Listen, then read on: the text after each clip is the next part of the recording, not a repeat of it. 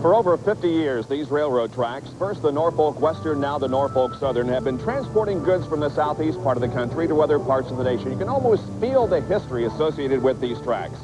At the same time, there's a piece of real estate about 25 feet from these railroad tracks that also represents another part of Americana. First built as a dirt track in 1947, now it's one of the finest pavement tracks in the country. Here's Dr. Jerry Punch. For nearly 4 decades, the fans have enjoyed coming to this picturesque facility in Martinsville, Virginia.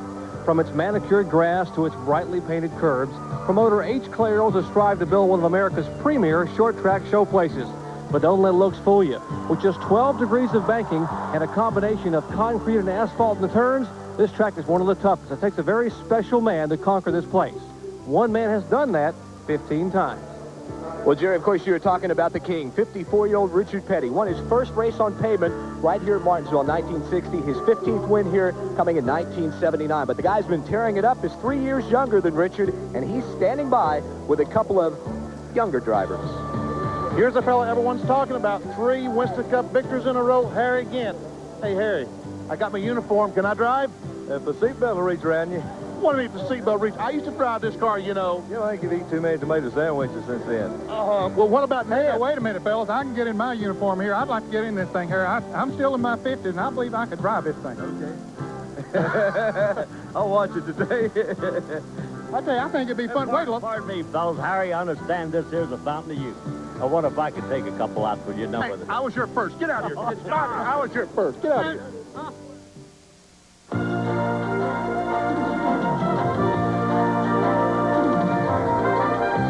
ESPN, the world's leader in motorsports coverage, presents Speed World. Today, live from Martinsville Speedway in Virginia, it's the Goody's 500 Winston Cup race. And you couldn't ask for more beautiful weather. Cool temperatures, bright sunny skies, and no chance of rain. Good afternoon, everybody. I'm Bob Jenkins, and welcome to Martinsville, the 24th race of the Winston Cup season for 1991. We have the third tightest points battle in NASCAR history going on. The quest for the Cup standings show you that Ricky Rudd is only 36 behind Dale Earnhardt. Some bad luck by Ernie Irvan, Davey Allison, and Mark Martin have caused them to fall in the point standings. When you talk about luck, though, there's one guy that's stealing the thunder from the points race. For more on that, here's Ned and Benny. Harry Gant is definitely the talk of Winston Cup racing. He has won 3 straight. But while Harry's been winning 3 straight, the points battle, some fellas have just went away. Mark Martin has fallen out of the last 3 races. He's now 335 points behind. You got to cross him off. Davey Allison, trouble in 2 out of the 3. He's now 205 points behind. It's an uphill struggle. And Ernie Irvan crashed last week. He's 177 behind. I don't think Irvin's got a chance. Ned, I think it's down to a 2-car race for the championship. Well, I think you're right, Benny. But, you know, Ricky Rudd needs to win here or at North Wilkes-Barre next week if he has a chance. You know why? Why? A Winston Cup champion has not won the championship in the modern era without winning on a short track. And Dale Earnhardt is the only one of those in the top 4 that's won on a short track this year. I think it's going to, you know, play a factor here. You know, Benny, it feels good to get in these uniforms again, don't it? Hey, Ned, you look pretty good. Might I say you both look marvelous as we get set for racing here at Martinsville. Let's take a look now at the die-hard starting lineup for today's race. The pole position belongs to Mark Martin, his 3rd in a row here at Martinsville in the Folgers Ford at 93.171, alongside his Brett Bodine in the Quaker State Buick car number 26. In the 2nd row, it's Darrell Waltrip in the Western Auto Chevrolet car number 17, and alongside, 2nd in points, 2-time winner here at Martinsville, Ricky Rudd from Chesapeake, Virginia in the Tide Chevrolet number 5. Then Dale Earnhardt, the points leader in the GM Goodwrench Chevrolet, and Alan Kowicki in the Hooters Ford car number 7. Going to row number 4, it is Rusty Wallace from St. Louis, Missouri, the Miller Genuine Draft Pontiac car number 2, and Kyle Petty in the Mellow Yellow Pontiac car number 42. In the 5th row, you'll find Ken Schrader in the number 25 Kodiak Chevrolet, and Morgan Shepherd in the Motorcraft Ford car number 15.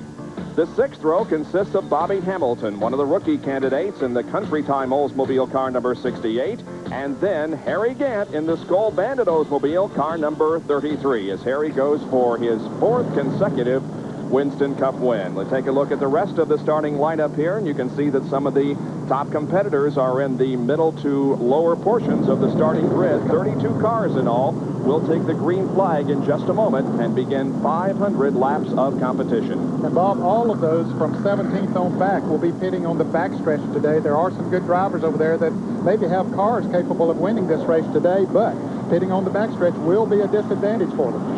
Maybe Allison we see back there. Davey Allison, of course, comes into this event as the 4th in the Winston Cup points, 205 behind the leader, Dale Earnhardt. There's Richard Petty, who begins in row number 15, and Ted Musgrave, and Sterling Marlin, who both took provisionals to get into the starting lineup. In-car cameras today, we have 3 of them working for you as we head down the front stretch and go into turn number 1 on our warm-up lap. There is the roof cam that will be on Dale Jarrett's Citgo Ford for today's event. Jeff Bodine will also carry the in-car camera. He has won twice in a row here, sweeping both events at Martinsville last year, and he is the defending champion of this event. Now, the Martinsville Speedway is just a little over a half mile in length. The pole speed was 93.171 at a time of 20.324 seconds. We'll go 500 laps, and the field is separated by just a little more than 1/2 second.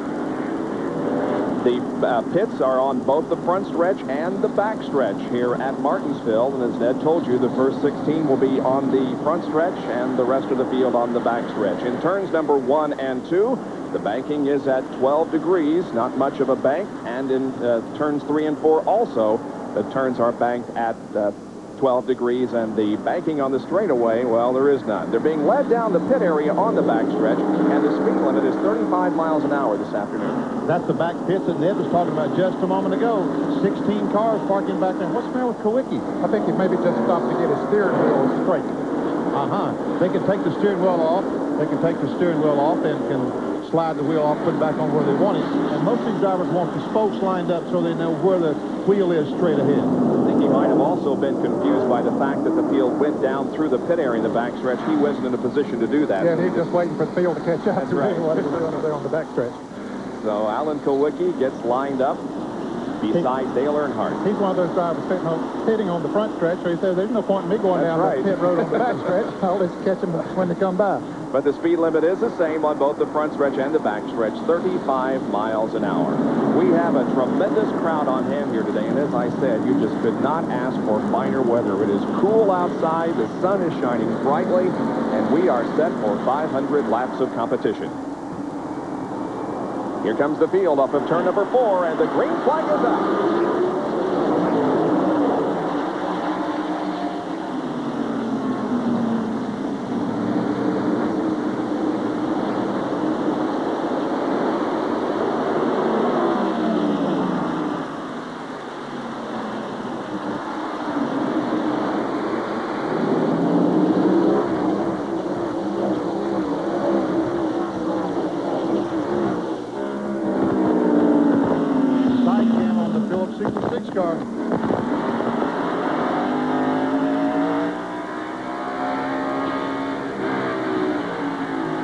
Inside Jeff Bodine's car.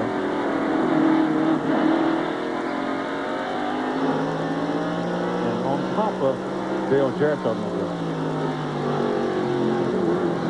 Dale stayed on that outside groove for a couple of laps, picked up about 4 or 5 positions by doing that, but now he has chosen to get down on the inside, which is usually the preferred groove here at Martinsville.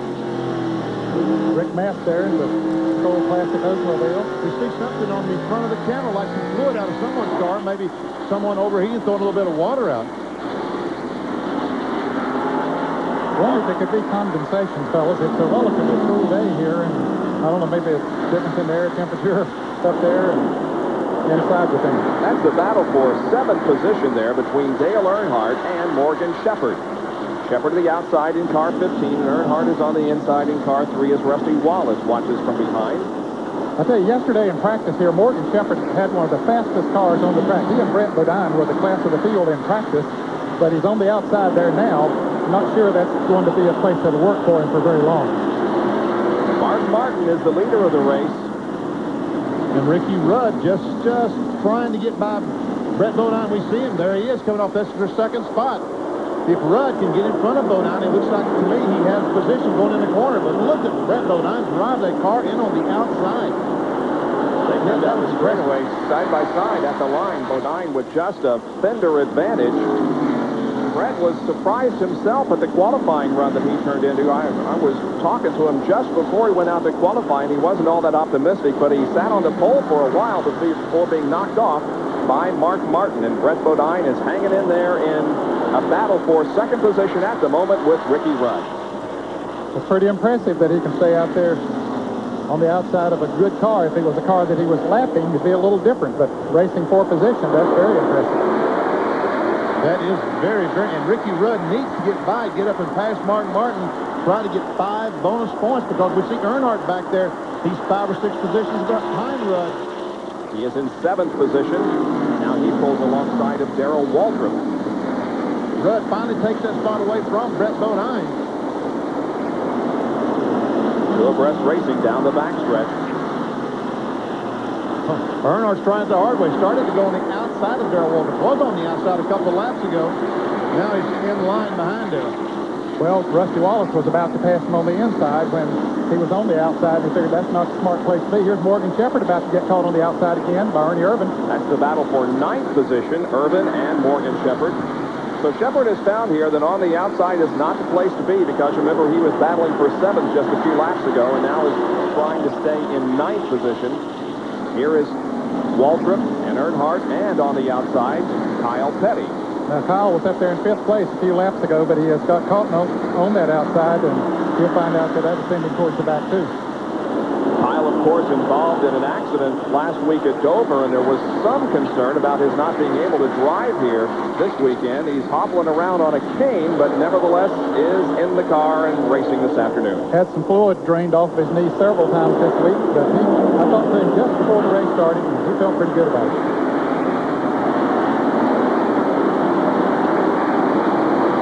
Jerry Punch has more on Kyle Petty. As you said, guys, Kyle Petty had his knee drained 3 times this week. 3 different times they went in and drew some fluid and blood out of the joint of his left knee. Now, he still has some reaccumulation in the knee. That's why he cannot bend the knee completely. But then again, you don't have to bend it at all. He needs to be able to reach the brake pedal every now and then. And hey, I don't have to worry about using up my brakes in Martinsville. I can't get to it anyway.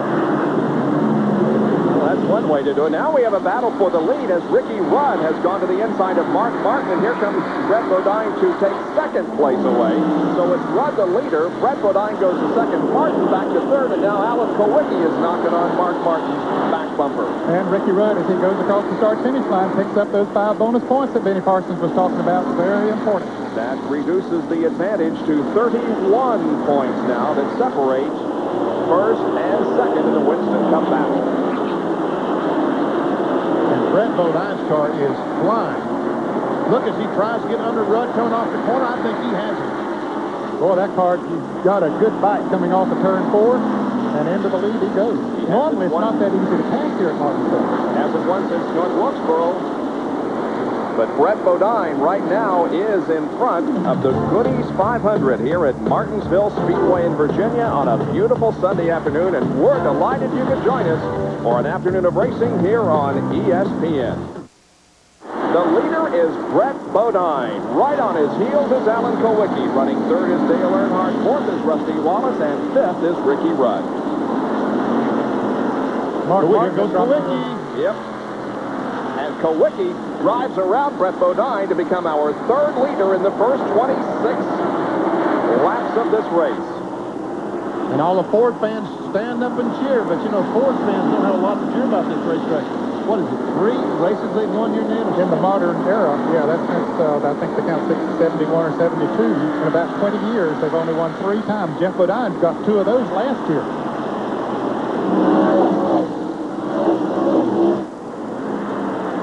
You see Rusty Wallace has worked his way up to 3rd. There's Earnhardt 4th, and Ricky Rudd is 5th. And struggling is Kyle Petty. He has fallen way back to almost the end of the field. Jerry, what's the problem? Well, Kyle had qualified 8th, Bob, and he's now running about 27 to 28 in the field. He radioed on the pit road at crew chief Gary Nelson and said, I think I've got a tire going down. The car has suddenly gotten very, very loose. They would like to see a caution flag. He's not sure how much longer he can hang on to the car if a tire is going down without possibly losing it out there, but a tough break early on for Kyle Petty. Well, he's 29th right now and about to go to 30th as there's the King, Richard Petty, moving to the inside. And now Lake Speed, carrying our Phillips 66 in-car camera, also passes Kyle Petty. And Kyle falls way back to 31st out of 32 cars that are on the racetrack. Only Ted Musgrave is behind Kyle Petty now. Here's the side cam on Lake Speed's car. Tried to drive inside. Richard Petty going in turn 3, not able to make it. Well, that side cam has given us some great shots in the past years on this tight half-mile racetrack here at Martinsville. Now Lake Speed goes inside and passes Petty.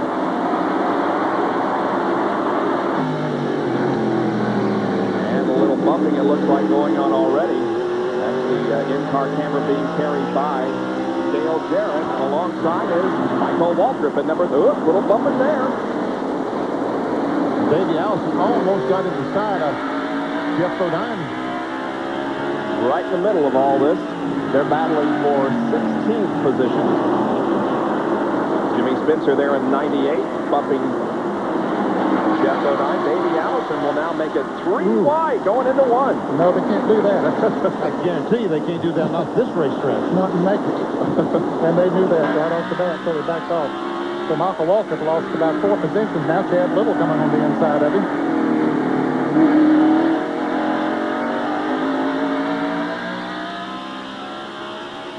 There's Davey Allison to the left. To the right, I should say. He makes some contact with Spencer. Davey gets in the left rear quarter of Spencer, but he backs off and lets Spencer go back in front of him. He realized that his Spencer got him out of shape. He decided not to take the spot away. Meanwhile, it's a battle between the Winston Cup point leaders up front. Ricky Rudd has the lead, but Dale Earnhardt has now moved to second and is beginning to challenge Ricky Rudd. Up there's the leader, the 7th. Oh, I'm sorry.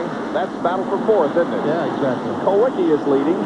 Brett Bodine is second. Rusty is third, and the battle for 4th between Rudd and Earnhardt. But you're right. This is the leaders in the Winston Cup point standings. Black 3, Earnhardt. Here's the leader, 36 points over the orange number 5, Rudd. Now Rudd is 31 points behind because he did lead a lap. Received 5 bonus points for leading that. And that could be important. And Earnhardt's fading because there goes Darrell on the inside. Takes the spot away. Waltrip is always one to watch on this racetrack.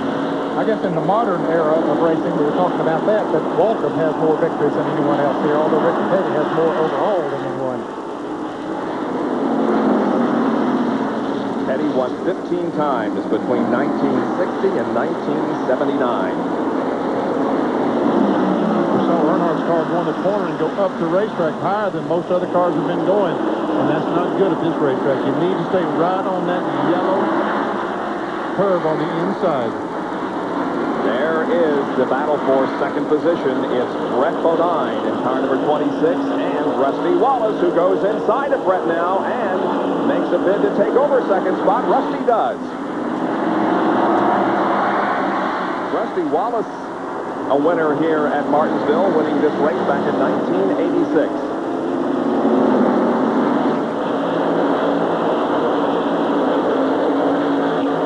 Rusty has a bit of racetrack, however, between himself and the leader, and there he is, Alan Kowicki, as he laps Kyle Petty. So Kyle is the first to go a lap down.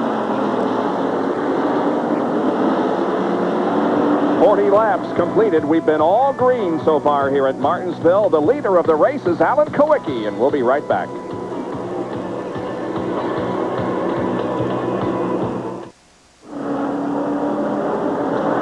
With the first yellow flying here at Martinsville on lap number 45 because of debris on the racetrack, we have a lot of pit activity. Here's Jerry Punch. Alan Alan Kowicki and almost everyone else on pit road changing 4 tires. Rusty Wallace in at the other end of pit road down toward turn 1. So everyone taking advantage of this first caution flag of the day to change right and left side tires. Brett Bodine is out, Darrell Waltrip is out, Morgan Shepherd. They all have had service and are headed back to turn 1. Some tires scattered there at the end of pit road, as you can see, and John Kernan is in the back pits. John? Jimmy Hensley in the Team 3 Pontiac is already in. Also, Michael Waltrip is in. Michael looks like he's had some contact. The fender on the right front has been up just a little bit, and they're working underneath the, I'm not quite sure what the problem is. Jimmy Hensley is away, still working underneath the fender, but to get the tire on, they will not do a 4-tire change because it's taking so long here in the pits to try and get the problem fixed under that right front. We'll try and find out exactly what it was. Get back to you in a couple of minutes, Bob. Michael finally pulling out of the pits along with Joe Ruttman as the yellow flies here at Martinsville for the first time, and Kyle Petty comes in for a second time trying to correct his problem. The yellow out because of debris on the racetrack, reducing the speed of the Goodies 500. Back after this.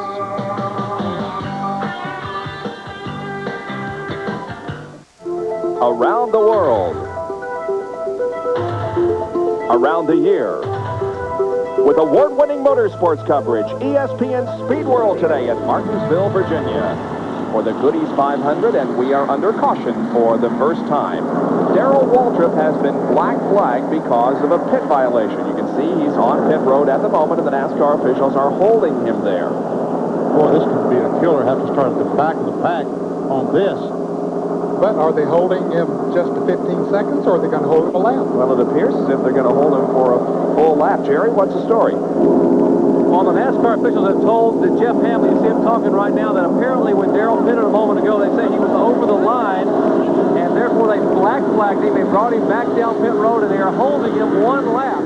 He will now be held a lap as the field goes by in the background, and the Western Auto Chevrolet will start the Goodies 500 1 lap down. Waltrip finally going out of the pits after being penalized a lap for going over the line. Now, we have the luxury of having a telestrator on our telecast today, and Pablo Picasso Parsons will take pen in hand and show you what happened.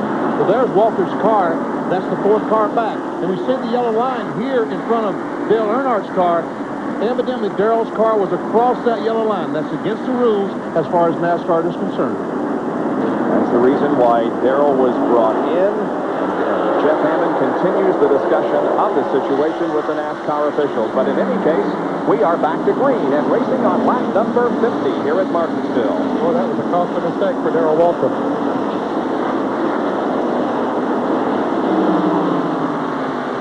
Chad Little has the lead of the race at the moment. Let's go to John Kernan and find out more about Michael Waltrip's problem. Bob Michael's been back in to get left side tires. They put a rubber in the right front spring. The car was very loose. I'd seen the damage and thought that they might have had something rubbing up against the tire, and they were trying to fix that. I talked to Bill Engel. He says, no, the car was just very loose, and they put a rubber in the right front. So look for Michael possibly to make some moves. Chad Little is the leader of the race. That's because he chose not to make a pit stop. He was the only one that did not come in for service during that caution period. Brett Bodine is second. Then comes Alan Kowicki, Rusty Wallace, and Morgan Shepherd.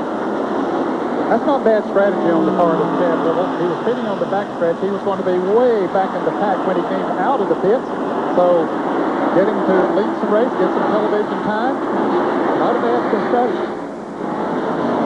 I'm impressed by Brett Bodine's pit stop because there's been a lot of shakeup over at the Kenny Bernstein team. I thought the pit stop would be bad today for that 26-car, but here he is now taking the lead. Down in turn 3, here comes Kowicki, Rusty Wallace, so Brett Bodine's crew beat all those cars off pit road. For the second time today, Brett Bodine has the lead of the race. Now Alan Kowicki working for second place with Chad Little. Chad, of course, another one of those involved in that major crash last weekend at Dover. Didn't injure anybody seriously. The boy sure tore up a lot of sheet metal. Here comes Rusty Wallace now alongside of Chad Little. Rusty will take 3rd place. Now Chad's on the outside and just can't get back to the inside. Boy, that train on the inside will go by, too. They won't give him much of an opening. He'll have to root in there and find him once somewhere. And now to the inside of Chad Little is Darrell Waltrip and Kyle Petty. Both of those cars, the only cars that are lapped down. Let's go to Jerry Punch, who is with Jeff Hammond. Jeff, explain to us what happened a minute ago with the penalty. Why?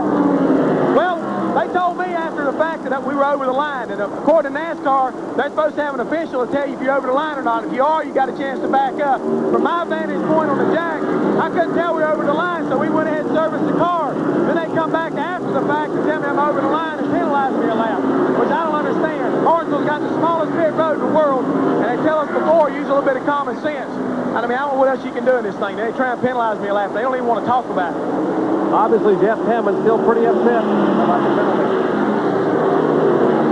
Well, Darrell will work now toward getting his lap back. He is 4th in line behind Bodine and Kowicki and Rusty Wallace. And Bob, I expect his car is faster than we had seen it. He's usually a fairly conservative driver in the first half of a race like this, but now he has to punish that car to try to get up there and get back in the lead lap. That's a good point. He may have a car that he could have won the race with today, but he may use that car up trying to get that lap back. Very good point. We'll show you the field summary here as we've completed 58 laps. Try to keep you as up-to-date as possible here this afternoon so you can tell where your favorite driver is running. You can see that Earnhardt is in 6th position. Bill Elliott back in 11th. Jimmy Hensley's driving the number 2014 3 car here this afternoon. Davey Allison was so quick before we had that caution period as he has moved up to 17th position.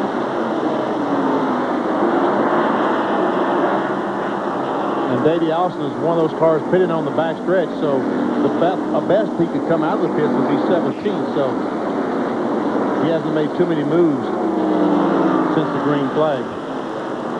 There's a race for 2nd place. Rusty Wallace looks awfully strong. You know, here in the spring, that number 2 Miller Genuine Draft car was really fast. Remember, he made the pit stop, and here's trouble. Off of turn 4, Chad Little has spun Bill Elliott down on the inside as well. Elliott will try to get his car right and hit it back, or both of them will, to stay in the lead lap. Elliott does get his going. Chad Little, with some damage to the left front of his car, gets going. They'll both stay in the lead lap. Like and Waltrip trying to get his lap back, and he does. Oh, just barely. Oh, smart move by Darrell Waltrip. Some heads-up driving, plus Benny, as you pointed out many times, that spotter told him what to do, where the trouble was, and told him to get on it. And told him if those cars hadn't moved out of the way to go ahead, and he beat the leader back by half a car length. You're right, Ned. Good move by Darrell. And now Jeff Hammond has to be a little bit happy over this situation. Let's watch it again. You see all the debris laid on the racetrack. Darrell trying not to run through it. Here's the tail end of the crash. That's Chad up toward the outside and Bill Elliott spinning to the inside of the track. There was some damage to the right and rear of Bill Elliott's car. You can see they bumped together as they came off of the turn. Ken Schrader just barely getting through. Bunch of cars just barely getting through. Kernan has more on the situation. John? Well, Bob, let me ask you a quick question. Debris on the track caused that last caution, right? A pulley or something? Yes, that's okay. correct. Well, Chad Little radioed in after running. He said the car's getting tight. He may have lost the pulley off of his rear end cooler, and that pulley may have caused the caution. And Chad is getting ready to come in and pit right now. They will check this out to see if that indeed was the pulley that came from Chad's car. And now we'll watch Darrell Waltrip get his lap back. Watch him stand on the gas coming out of 4. Boy, he was standing there. Look at him on the outside of Kowicki, on the inside of Brett Bodine, and just barely gets him across the start-finish line. But that makes up a half mile around this racetrack. That few feet, he now can make up 1/2 mile. How many feet is that, Bob? I'll tell you later. John Kernan is there as Chad Little comes in. Well, as you see with the contact on the front end, they had to pull the front nose off. They've jacked up the car, not changed the tire. Now they can get out to beat the pace car out. They were looking underneath to see if the rear end, if that pulley off the rear end cooler had indeed come off. Let's go to Jerry Punch.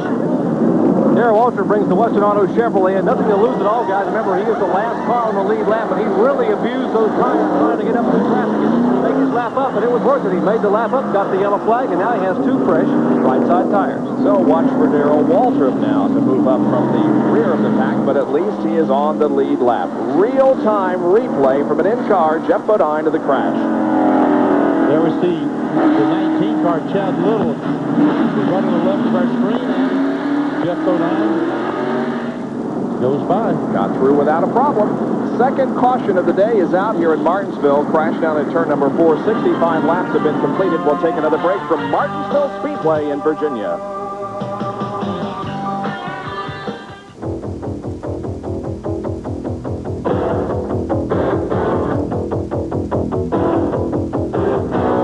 Winston Cup replays are brought to you by Autolite Spark Plugs, guaranteed for 2 years no matter how far you go.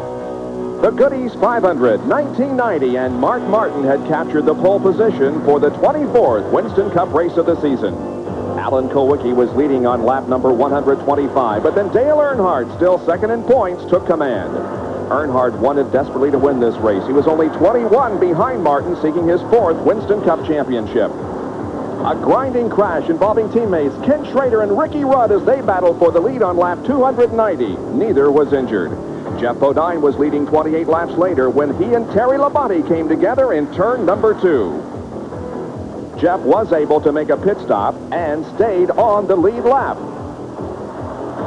In fact, Bodine came back to take the lead on lap 459 as Earnhardt fell to second.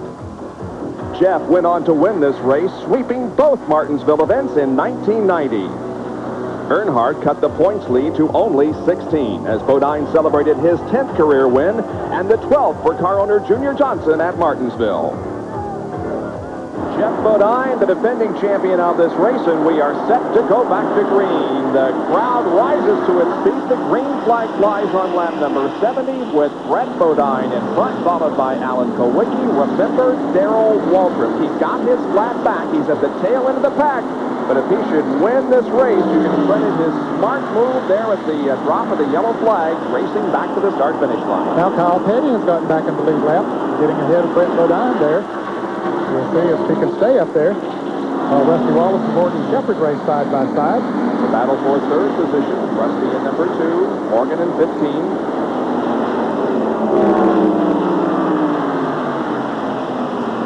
By the way, Benny, the answer to your question is 2,777 feet. It would be 2,640 for a true half mile, but since it is 0.526 miles in length, the answer to your question is 2,777. That's good, Bob. You never cease to amaze me, Jenkins.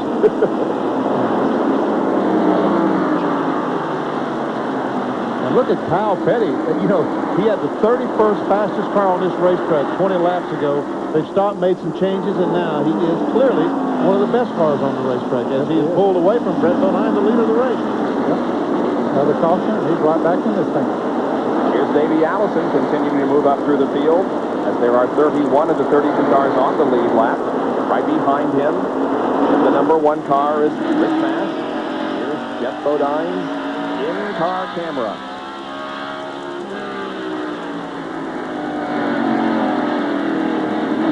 John Kernan, Davey Allison seems to be running much better now. Can you explain that?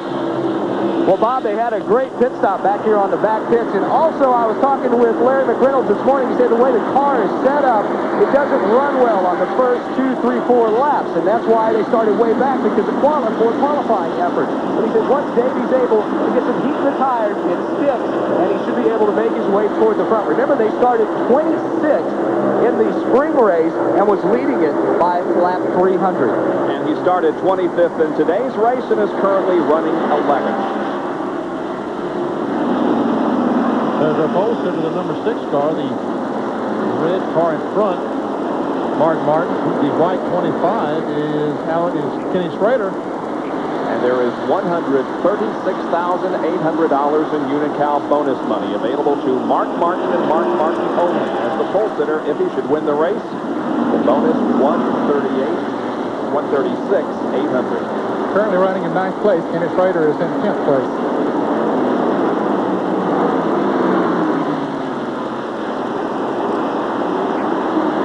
There's a race for second. The green car in front, that's Brett Bodine, the Quaker State Buick. He's leading the race. There's the number 7 Hooters Ford Kulwicki second. Rusty Wallace, the Black Deuce, Miller Junior Draft Car third. And Rusty, I tell you, that car is quick. He's going to get to the front eventually. He's been beating on those back bumpers all day long. 4th is Morgan Shepherd. 5th is Earnhardt. 6th Gant. Then comes Rudd, Irvin, Martin, Schrader, Allison, Mast, Jeff Bodine, Hut Strickland, Jimmy Smith, Jimmy Hensley, Jimmy Spencer, Bill Elliott, and Sterling Marlin. There's Harry Gant going for 4 wins in a row at 51 years of age. I'll tell you, he looks like he's in good shape there today. Not only he personally, as far as his physical condition, but that race car looks pretty good. Sitting there running in 6th place, just sort of biding his time. That's what he's done the last 3 races. He didn't charge up there at the front at the beginning of the race. He just sat there and let him beat and bang, and when the time came, he went. And this is the same race car that he's won those 3 with. They used the same car in Darlington, Richmond, and at Dover last week, and brought the same car here to Martinsville this week. Harry Gant has won twice on this racetrack. He won this race in 1982 and in 1985. Now Allison working on Schrader. Well, he's really been working on him. He looked to the outside a lap or so ago, and he looked to the inside a time or two, but Schrader has that position covered. Schrader running 10th, and Allison is 11th. Davey will take a look to the inside of Ken. Coming down the backstretch, Allison trying to get the fender in, couldn't do it. And look at this, Harry Gant has passed Dale Earnhardt. He's now 5th. Gant has moved to 5th. I tell you what, if Harry Gant goes up there and takes the lead, they may tear the grandstands down. I'm not sure we're in good shape because the fans would go crazy. And here we are sitting on top of the grandstand.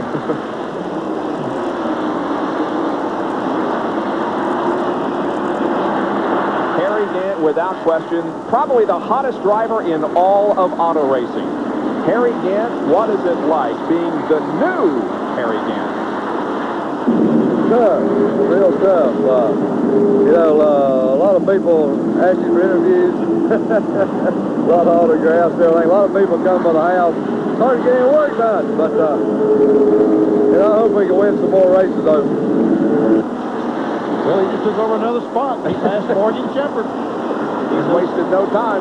Wasted no time going to the front. Meanwhile, Kyle Petty has lost a lap. As a matter of fact, Bodine, Kowicki, and Rusty Wallace have all passed Kyle Petty as he begins to slip back. There is the leader of the race, Brett Bodine, in Quaker State Buick, closely pursued by Alan Kowicki. Here are the top 5 with 85 laps completed in the Goodies 500 at Martinsville. Back after these messages.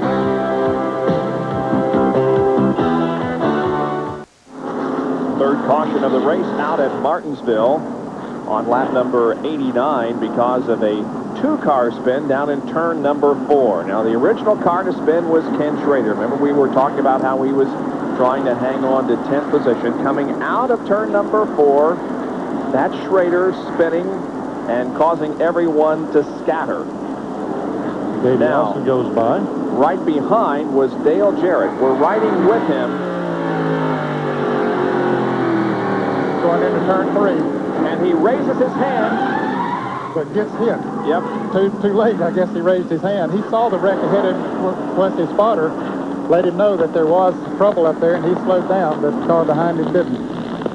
So both Ken Schrader, as you can see, spinning there, and Dale Jarrett involved in little incidents here in turn number 4. Everything is cleaned up, though, and we're set to go back to racing. Dale did not pit in hopes of getting his lap back. The green comes out on lap number 92, and Dale does get the lap back as Jimmy Spencer now is the leader of the race.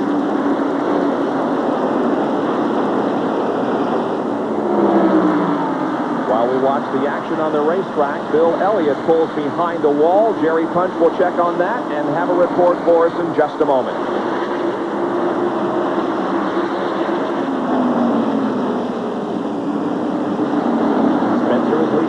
Waltrip now is in 2nd position, followed by Bobby Hamilton in late speed. And here is Dale Earnhardt and Ernie Irvin side by side. And now Ernie moves up to do battle with Alan Kowicki. Wow, did you see Irvin driving that? Wow, he looks like his car is got sponges on for tires. When the rest of these cars have got regular tires, he's sticking like glue. Meanwhile, up front, Kyle Petty is passing Jimmy Spencer to get back in the lead lap as well. Harry Gant, Brett Bodine. And Chad Little there with the damage on the front of his car after an earlier incident. Now Jerry Punch can bring us up to date on Bill Elliott's problem. The Coors Light Ford sitting on jack stands behind the wall. Remember, earlier in the race, Bill was involved in a little bit of a shunt up in turn 4 with Chad Little. They started smoking shortly thereafter and were about to pit when the caution came out a minute ago for the Dale Jarrett and Kenny Schrader spin. Now he is behind pit wall. They think they have a leaking transmission sealer. Maybe when he's involved in a little bit of a shunt, the rear seal of the transmission came apart, and now he's leaking some fluid back there. He's losing a lot of valuable time here on the green, guys. Elliott in the pits while a lot of activity on the racetrack. Ernie Irvin, there is Alan Kowicki, Dale Earnhardt, Ricky Rudd, all involved in a great battle for position as they try to pass Chad Little. And in trouble. Up in turn number 2, Davey Allison is against the wall in turn 2. He's just fun going down in the corner. He spins the car back around. I don't think he's going to lose a lap, but meanwhile, Kyle Petty and Dale Jarrett get a lap back on Jimmy Spencer, the leader. So a break for two cars, Kyle and Dale Jarrett. Kyle has been trying to get his lap back ever since he lost it and finally does so along with Dale Jarrett. Now let's take a look at the replay.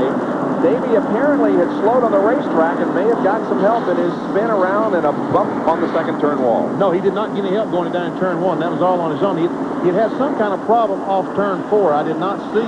I looked up and saw the car was going slow when he went down in turn 1. The car just went around. So it all started back in turn 4. I don't know exactly what that was, though. When I looked up, the car was slow. I don't see any flat tires. Not a whole lot of damage to the car. No, just a little bit of a ding on the... Well, he's going to stop at the entrance. Now he goes again. What's the situation? He's pitted on the backstretch, which is really... Well, we're going green again in just a moment. Allison remains on the racetrack as the crew told him not to come in for a pit stop because the flag is green once again, and Jimmy Spencer leads him down for the restart. Well, I think they knew the pace car was coming around. They would probably lose a lap if they came into the pits, and so they told him to stay out there, and he just had to get everything reorganized there in the cockpit.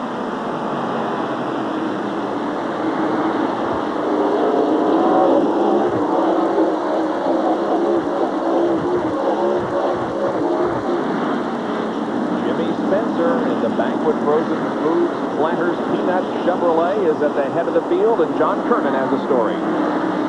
Well, Bob, Jimmy didn't exactly have the best of qualifying rounds in first round on Friday, but they went to work on the car and were the fastest second-day qualifiers, a little over 92 miles an hour. Talked to him this morning. He told me he's got one of those Harold Elliott special engines in it, the man who used to build the engines for Rusty Wallace when he won the championship. He says that the car felt so good yesterday afternoon in the last practice session that it was scary. Well, I don't think he's scared right now. I think he's having the time of his life as he leads this race. And again, we show you the field summary. Every 15 minutes, we're going to show you where your favorite driver is running. All 32 cars, and it's absolutely up to date. Some new technology that we are employing here at ESPN to make sure that you know where your driver is every 15 minutes at least. Spencer has lengthened his lead over Darrell Waltrip, who's running in second spot. Bobby Hamilton and Rusty Wallace and Lake Speed follow in second, third, fourth, and fifth. And then comes Harry Gant in sixth. Rusty Wallace now takes third position from Bobby Hamilton. We're just a little more than 1/5 of the way through this event. 104 laps have been completed here at Martinsville Speedway in Virginia in the Goodies 500.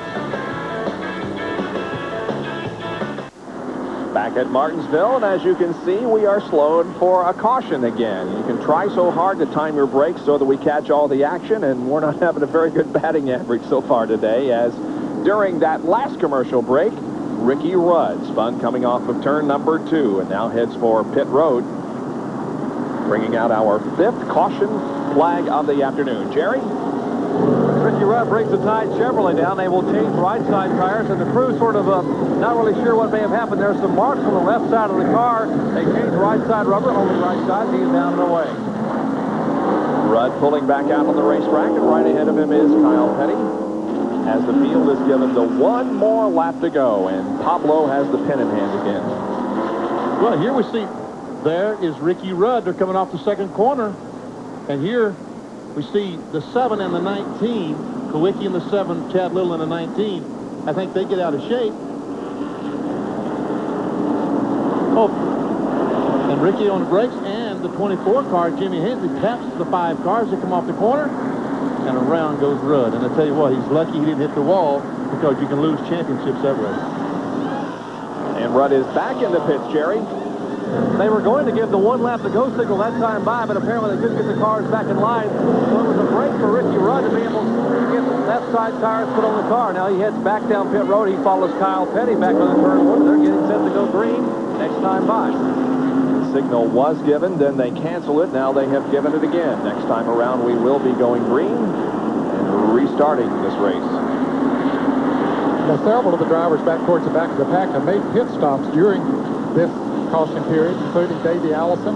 He made a pit stop on the back stretch. So did Richard Petty. Kyle Petty made a pit stop on the front stretch here. Dale Jarrett stopped on the back stretch to change 4 tires. So we understand, Ned, that this 28 car, Davey Allison, has a toe-in problem and may be coming in. Right, John?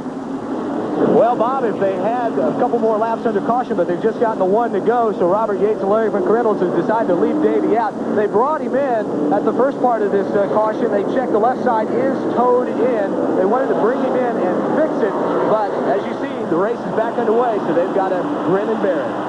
And I would imagine the toe-in was knocked out when he hit the curve, don't you imagine, Benny? That's true. That curve that we saw at Jerry Clutch did his piece at the beginning of the show, that yellow curve on the inside, these fellas go in, and if they hit that curve too hard with that left front, they are going to tow the car in or out. Spencer continues to lead. Darrell Waltrip second, followed by Rusty Wallace, Bobby Hamilton, and Lake Speed. Then comes Harry Gant, Terry Labonte, Fred Bodine, Morgan Shepherd, Ernie Irvin.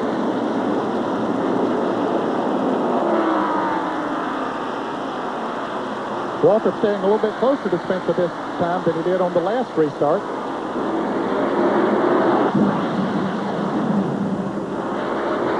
Darrell Waltrip staying close. Rusty Wallace right there too, knocking on their door.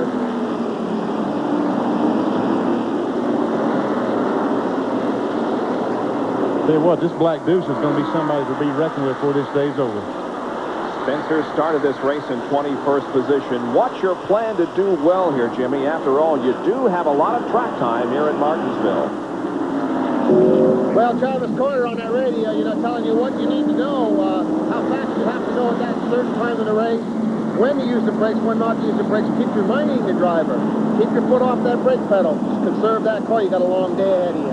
And I've got a lot of experience in Martinsville, and I know if it's in a 2,500-pound modified, you can use up the brakes. In the 3,700-pound Winston Cup car, you can use the brakes up very easy. So you do got to use your head and save that car for the end of that race. Well, Jimmy is watching all of the action behind him. We did have a change for second position there. You saw Rusty Wallace go into second, passing Darrell Waltrip, and here's how it occurred.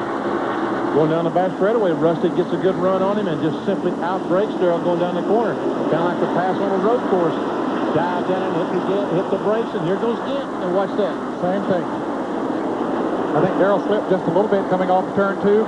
Gant got his nose up under him, and then they were going into turn 3. He motored right on around. Harry Gant has moved to third position. Bad What news a for the rest of story. the team. What a story. To prove, I should say. Yeah, it is a great story. He runs very strong, and he's not pushing that car either. He's driving it good, but he is not abusing that racetrack. A couple of guys that are banging on each other out there. Lake Speed and Bobby Hamilton. A side cam now with Lake Speed. Watch him go into turn 1. That is the position 5 that they're arguing over. Some people call this the dog cam, I'm told. Like a dog hanging his head out the window of your old truck as you go down the road. That's a good analogy. Well, he wouldn't want to be a dog hanging his head out one of these windows, would he? No, he wouldn't. Get it knocked off. Lake Speed finally gets in front of the Bobby Hamilton Country Time Oldsmobile. And just when he gets rid of Lake Speed, along comes a 94 car. That's Terry Labonte's Sunoco Oldsmobile. And Harry Gant gaining on him, mid. Boy, he sure is. He is closing in. Hamilton now caught on the outside of Labonte and Brett Bodine. He's been on the outside for the last 10 laps, it looks like. Yeah, his left side of the car is showing quite a bit of damage. Labonte passes Hamilton. Now here comes Brett Bodine, and the next to do so would be Morgan Shepherd in car number 15. And there is the interval between that group of cars and Harry Gant, who's in third position. And there's old Rusty Wallace. Watch here, he checks 11th at lap 25, then 7th, 6th, and now at lap 122, Perry's up to third spot. Jerry Punch in Bill Elliott's pit. They're working underneath the car to replace the transmission they could not.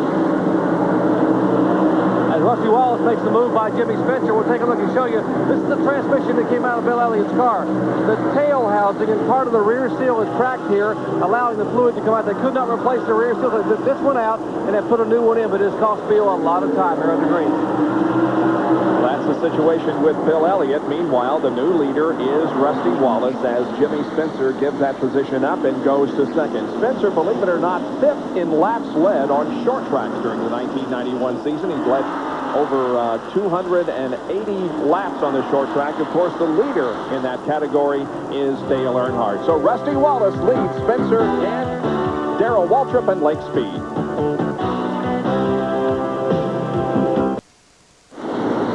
Bob Jenkins, Ned Jarrett, Benny Parsons, John Kernan, and Dr. Jerry Punch back at Martinsville Speedway in Virginia. Rusty Wallace leads the Goodies 500. Second place is Jimmy Spencer in car number 98, and right on his back bumper is Harry Gant. Spencer, when Rusty Wallace got by him a little bit ago, he just decided to take it easy. He was going to ride. But Harry Gant got up there and started pushing him and said, look, either go on or let me by. Spencer decided to go on. Here's how Rusty got the lead. Now, talk about patience. This is patience. Rusty had been back there in second position for a long time, saw the moment, the opportunity he needed, and zoomed into the lead he went.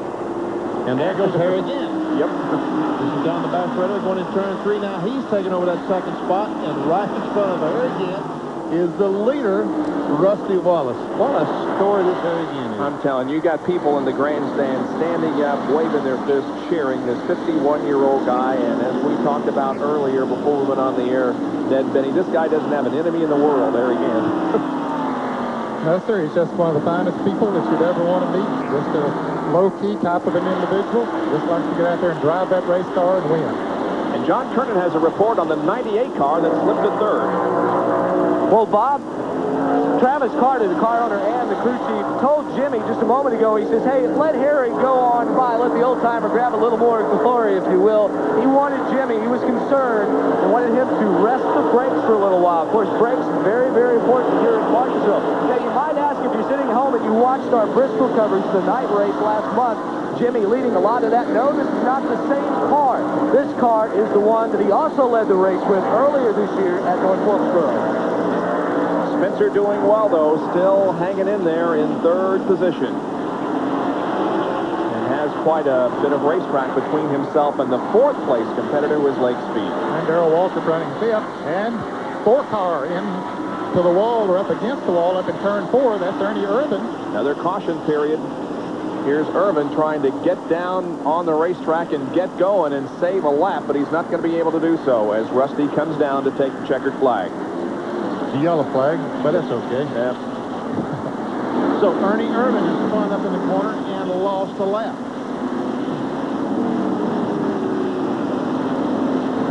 We're here at the 7th car, maybe leaking some water, something, maybe overheating. So this would be an advantage for him to go in the pits and maybe get some screen wire torn off the front of that grill or something. Well, on the way, of course.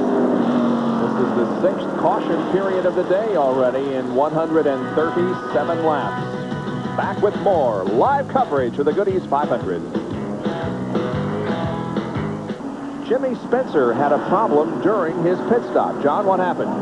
Well, Bob, we all the time talk about lug nuts getting jammed. Here's what it looks like, and that can really mesh up. They were going to do a 4-tire change, but on the right front tire, this lug nut jammed. They had to tighten the lug nuts. They had already taken off the left side, throw another air gun over to another man so he could tighten them up on that right front tire, and it cost Jimmy quite a few positions on the racetrack. Just look at that. Something as simple as that. Hard to believe, isn't it? Yeah, sure is. That's what could go wrong, though, on a pit stop. And the number 5 car had to come in a couple of times. Yeah, it did. He's so far back from the back of the pack, Bob, and so many cars in the lead lap that he had to come in twice to get 4 tires changed. He could only change 2 at a time and not lose a lap. We talk often about the spotters that work a race and how important they are, and here is where they are, located between turns number 1 and 2, high atop the press box down there. Boy, did they had a valuable service to the drivers as they compete on these on the racetrack. That's a great place to watch the race from, too. It sure is. We talked about early on in the race that Rudd had led a lap and now had a 31-point lead. He had decreased the Earnhardt lead to 31 points. Now Dale Earnhardt is leading the race, and Ricky Rudd is running 26th. If that was to end that way, that's about a 100-point advantage that Earnhardt would gain on Rudd. But obviously, you would think in the next 300 laps that Rudd could come in the front somewhat from where he is in 26th. Green out again. Earnhardt is your leader. And Ernie Irvin trying to get a lap back. He beats Earnhardt into the first turn. He has the inside groove. He's going to come out in front of Earnhardt. So he needs to caution now. And he has fresh tires. Dale Earnhardt did not make a pit stop during this caution. Dale Jarrett is running second. Now Rusty Wallace moves into third around the car number, the Pure Later Chevrolet of Derek Coates, who also did not make a pit stop. Jarrett didn't make a pit stop either. Dale Jarrett, who was involved in a spin earlier, now is all the way up to second spot. Rusty Wallace third. Wallace taking a look to the inside of Dale, pulling alongside in the fourth turn and coming out onto the straightaway in second position. Yes, he has the fresh tires on, which normally is an advantage on the short track.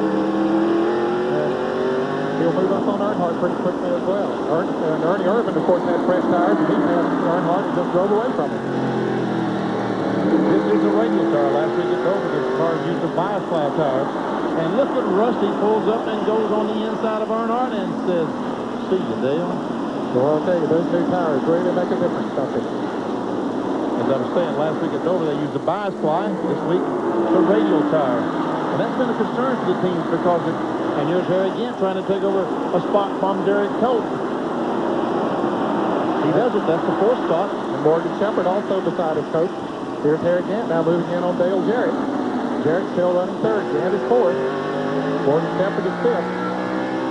Just coming off the caution flag, that means we do a lot of passing, and so we'll update you on the field rundown in just a moment when things settle down a bit. Harry Gant has moved up to third position, and now the battle for fourth. Well, it isn't a battle anymore as Morgan Shepherd has gone to fourth. Dale Jarrett back to fifth. And Bill Elliott's down in turn 1 trying to get back on the racetrack. He does ride back out as here goes Harry on the outside, passes Dale Earnhardt. That was not as difficult as it looked because Earnhardt said, "Go ahead, Harry." He was going to respect his age. Now Harry Gant setting his sights on the leader, Rusty Wallace.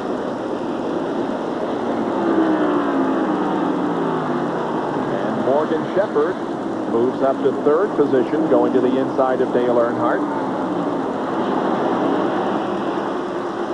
Brett Bodiner, outside pole sitter on the inside of Dale Jarrett, takes his spot away down in turn 1. That's 7.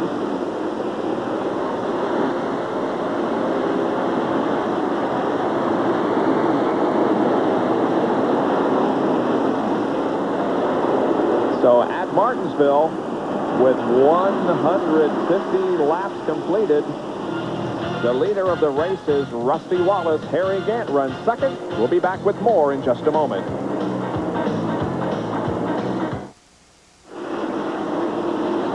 We're back at Martinsville Speedway in Virginia, and now Harry Gant closes to within a car length of the leader, Rusty Wallace. 2 laps ago, we had another spin, but it did not bring out a caution. Watch the red car of Derek Coates come off turn 4. He gets tapped by Martin as they come off turn 4, and Coates goes around like a top but just luckily stops the car going almost the right direction, puts it his first gear and drives away. And he's still in the lead lap. And John Kernan has more on this. Well, Bob Derrick had moved up into the field. I talked to him this morning. He said with his new crew chief, Doug Williams, who had worked for Cale Yarborough Motorsports at Lake Speed, joined the team on Wednesday. He said the one thing that Williams was able to do was to give him a calming effect. And that's what Doug is doing right now, talking to Derrick on the radio, trying to keep his cool because he's still in the race. And Derry Cope, although he did spin, stays on the lead lap. Dale Earnhardt is going to the back of the pack. He's on those old tires. Remember, he didn't come in for a pit stop when we had our most recent caution period. And Richard Petty and Ricky Rudd get together in turn 1. Ricky Rudd in trouble. He was running 23rd when he and Richard Petty. And now Petty's got a fire in his car. Flame coming from the underside of the car. Richard spins it in the middle of the backstretch. And Ernie Urban trying to stay out in front of Rusty Wallace to get back to the start-finish line. He will be able to do so. And Richard Petty has the car going again. There is a lot of liquid on the racetrack. Now, let's take a look at the tail end of the wreck. Watch the far right of your screen. Well, as they went into turn 1, Rudd tried to get on the inside of Richard Petty, and they touched. And around they went. Richard just tapped the wall and then took off. But then all of a sudden, we see that fire come from underneath the car, and then he spins around, spins sideways at least, and then back the other way, and that's on the backstretch. Well, when Richard hit the wall up there, I saw some gasoline come spurting out of the car, so. Man, oh man. Rudd was running in 23rd position when that incident occurred. And now he will head for pit road, as will Dale Earnhardt.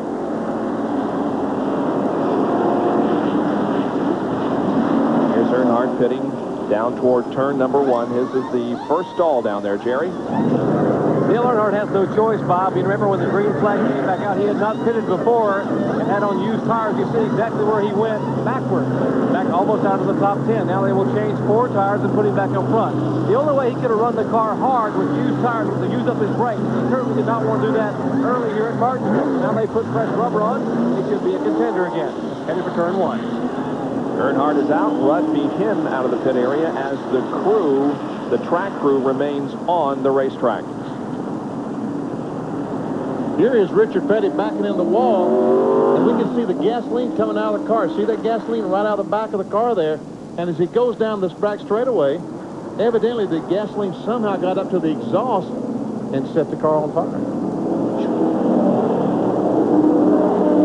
A lot of flame there for a moment on the other side of the car, causing Richard to spin in the middle of the backstretch.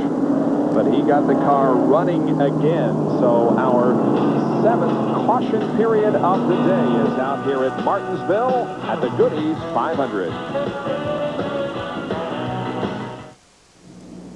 A lot of work being done on the Richard Petty car on the backstretch pits. John Kernan is right there.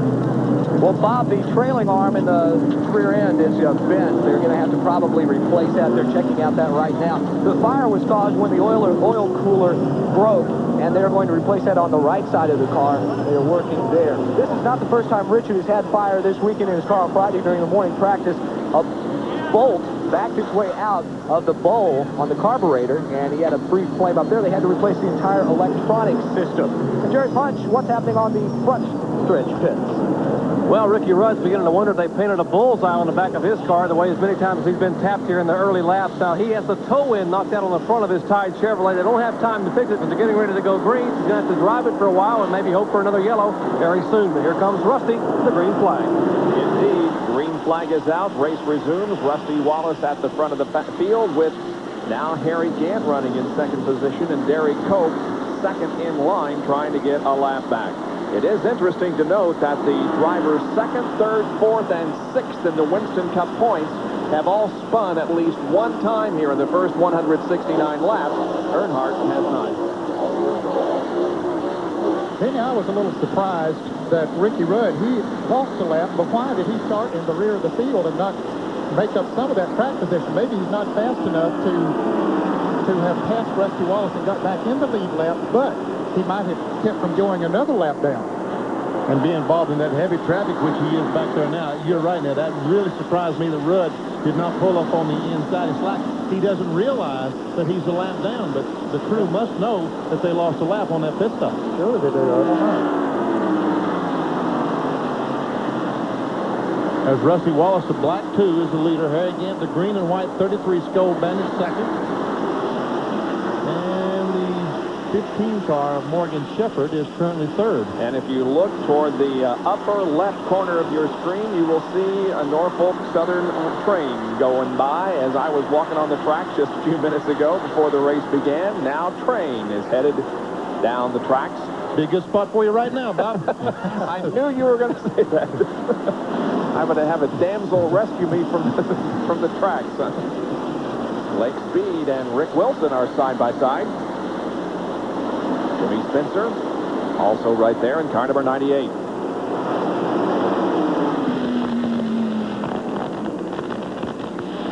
Jerry Punch, why did Rudd not close up on the inside? Benny, his crew realized he's a lap down, but when the car spun up there and they lost a lap, they came around and pitted on the very first lap to try to fix the car. Now, the NASCAR rules say only the cars on the lead lap can pit on that first lap. Rudd pitted because they wanted to fix the car. Therefore, he had to start in the rear of the field. Good point. Thank you very much, Jerry. I understand it now, and I hope the folks, when you pit out of sequence, you must start at the tail end of the longest line. Glad you could join us for Winston Cup racing on this Sunday afternoon. We'll be back right after this.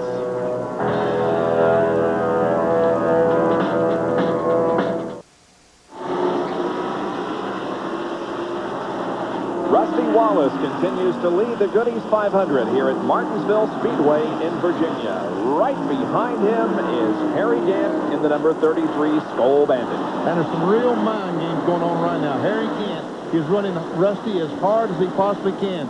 He's trying to make Rusty run harder than Rusty wants to.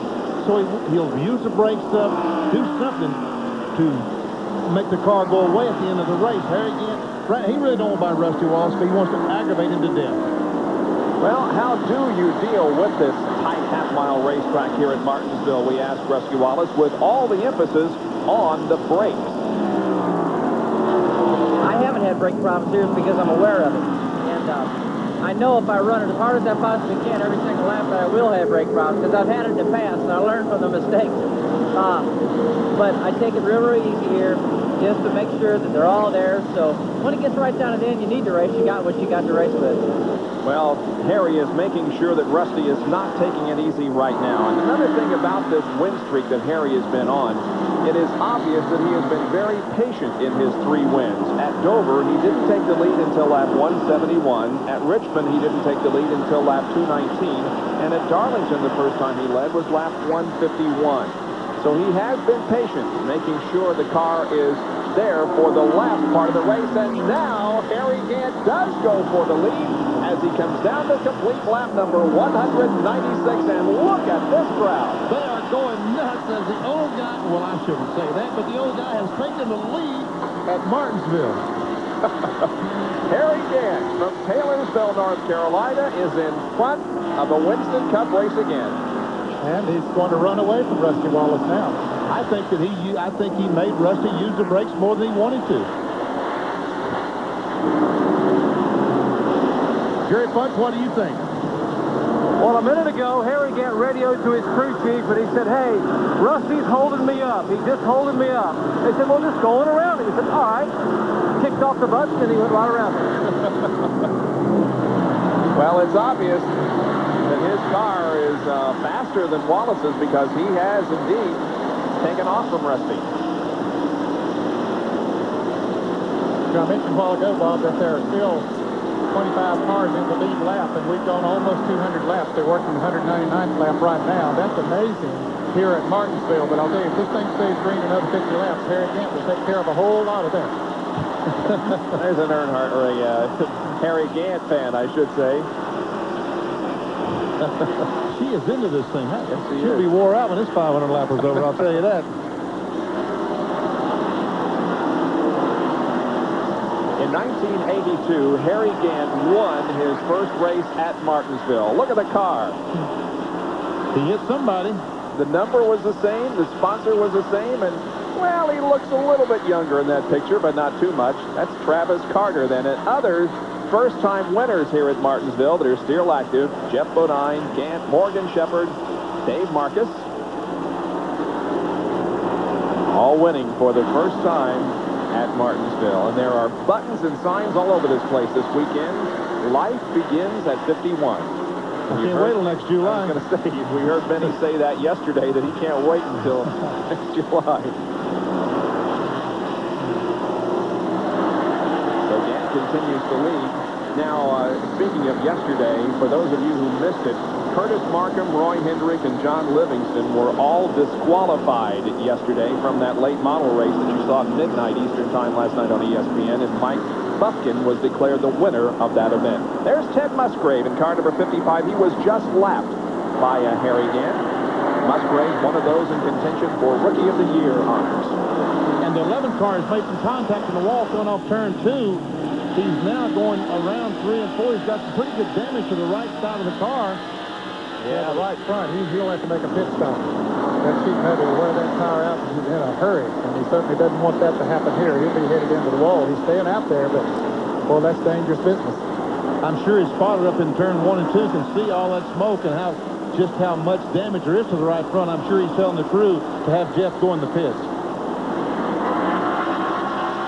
Another one of those guys that won their first race here at Martinsville that we talked about just a few moments ago. There's Earnhardt on the outside of him. He hopes that tire doesn't blow right now. Yeah. He did get by, and now Bodine heads into the pit.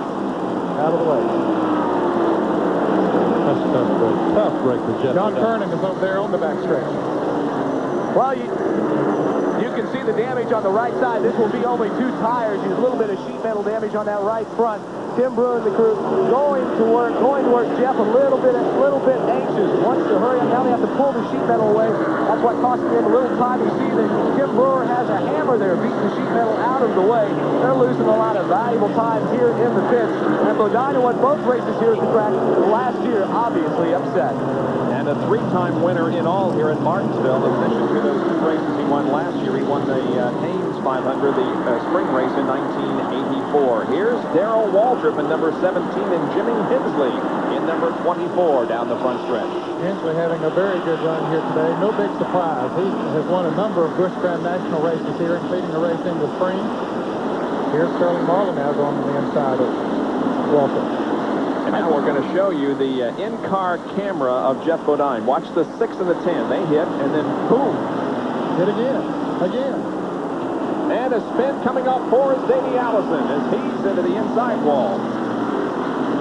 The Haviland Ford is against the inside wall, and the yellow flag is out for the 8th time this afternoon. And it's a break for a lot of drivers that were about to go a lap down. I mentioned a moment ago, if this thing stayed green for 40 or 50 laps, Harry Gant was going to put a lot of people a lap down. He was about to put Ricky Rudd 2 laps down. Here's a replay of how Davey Allison spun off 4. He's coming off the corner on the inside of Darrell Waltrip. That's Darrell in the Western Auto Chevrolet. And all of a sudden, did you see Davey's car? It like hit a bump or something. It's like there was oil there or something. And Darrell did a nice job of saving it because he was almost as sideways as Davey was. I see. There is some contact between the 2 cars right there. I didn't see that the first time by. Davey sliding to the inside and just barely touching the wall. And now we have a lot of pit activity here on the front stretch.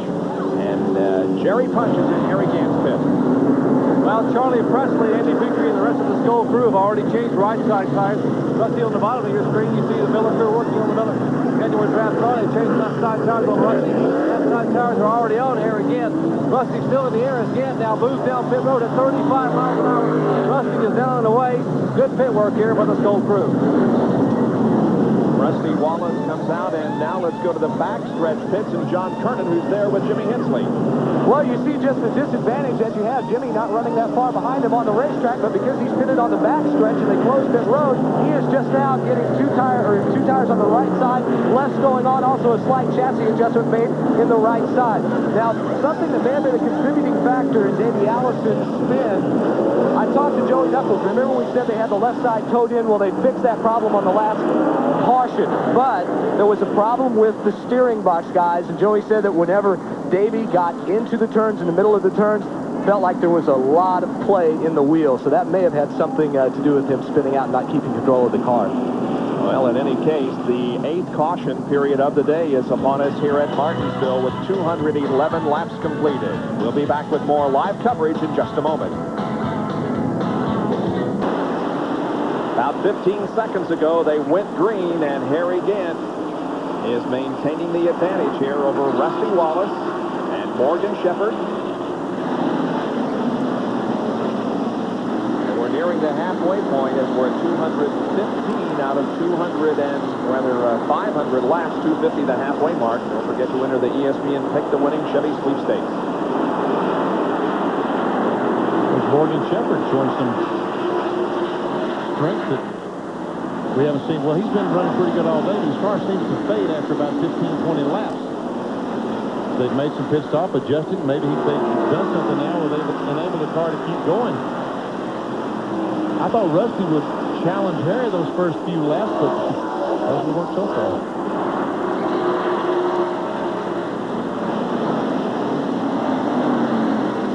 Now they're working hard on Davey Allison's car, trying to get him back on the racetrack so he can pick up some more Winston Cup points. Came into this race 205 behind the leader, Dale Earnhardt, certainly with a mathematical chance of winning the Winston Cup, but realistically not very much of a chance. They're changing the trailing arms on that car. I think when he hit that inside wall that it just bent him, it looked like it hit with the rear wheel and bent one of the trailing arms or both of them. Cost him a lot of time. There's a race for 4th between Alan Kowicki and Brett Bodine. Rusty closes up on the back of Harry again now. He's going to pressure Harry like Harry did him the last time. Harry has not moved away from Rusty as he had done earlier.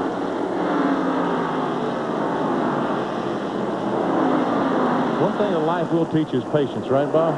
You got to, I guess. I don't know. I'm not nearly as old as you are, Ben.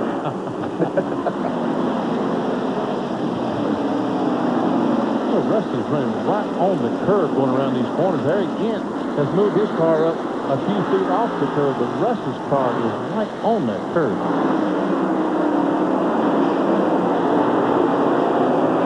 Now we're going to widen out here and show you the entire field as it comes down. Look for your favorite driver.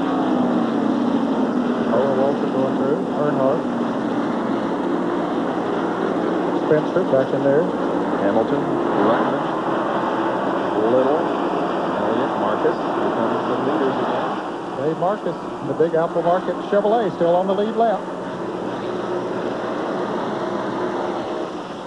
Here's Dale Earnhardt going by late speed.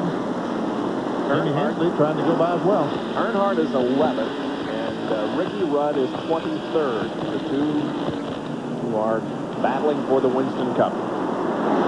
And if you say, well, that's 5 points per position, that's not quite true. Back from 11th back is 3 points per position. So I think from 12th position back is 3 points. So Earnhardt would only have gained about 25 or 30 points on Rudd so far. This is the Phillips 66 in-car camera there briefly with Lake Speed.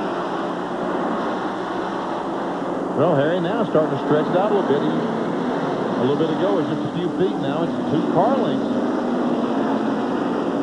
I guess Rusty had moved up there trying to make Harry use his car up like Harry we thought he did a little while ago on Rusty.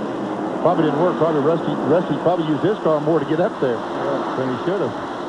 Harry Gant's car is very, very good today. And we see, watch how he's off the curb a little bit, and Rusty's right on that curb as he goes through the corner.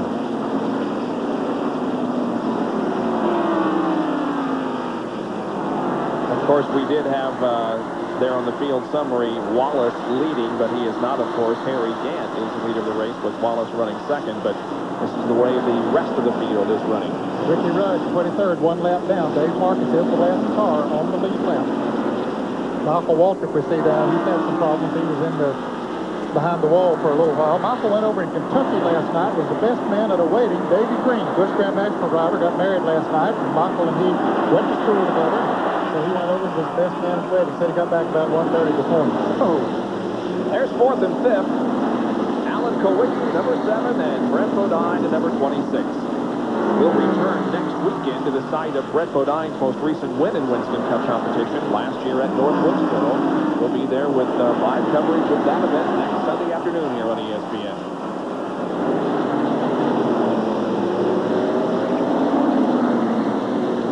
Grant has a brand new race car here this week.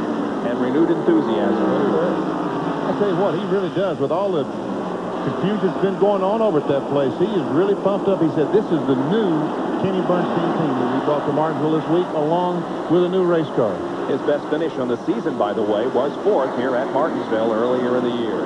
There's the interval between 1st and 2nd as Harry now has 4, 5, 6 car lengths on Rusty Wallace, but Rusty closes up in the corners. Fighting it, coming a little off forward.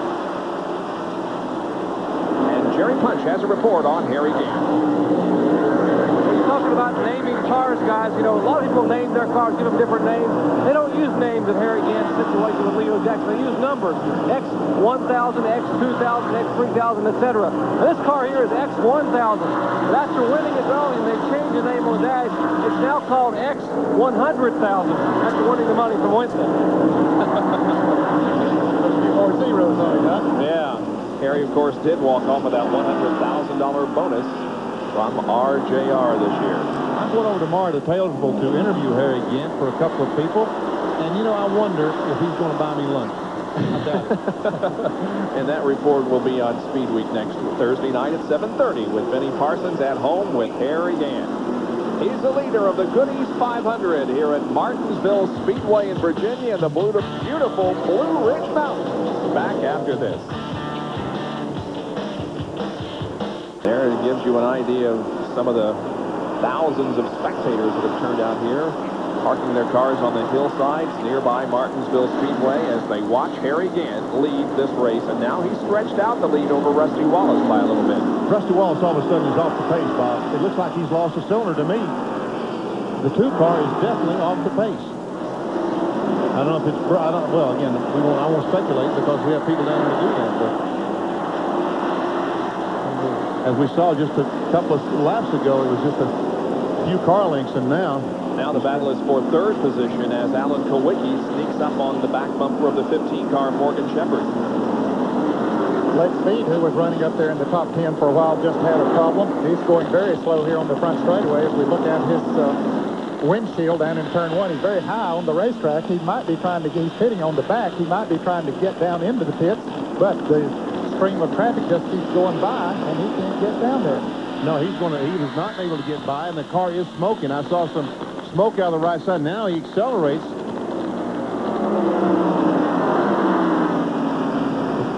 Now he raises his hand and make sure that everybody can see him. He is way up high on the racetrack. There's well just out of the groove. Not many open spots, Bob, that he can get down. Now, Jeff Bodine's going by now. He can get down there. He'll make that move right now. There he's doing it. Yep. Moving down to the inside. Joe Ruttman saw him and made sure that he allowed Lake to get down to the inside. And now Lake will head for his pits on the backstretch. Let's go to Jerry Punch, who's with Eddie Dickerson. You fellas were commenting that Rusty may be slowing down a little bit. They're saying Rusty may have dropped off a little bit in his pace. Is there a problem with the car, Eddie? No, we're just looking at the race right now, Jerry. It's 250 laps. You know, we're not quite halfway. We've got to be here another 250 laps, so that's where we're going right now. All right, so maybe a little bit of conservatism here in the Rusty Wallace pit. Remember what happened last time in the spring, guys? He was leading, and that last pit stop, the rear end came out of the car, so he's taking it a little bit easy.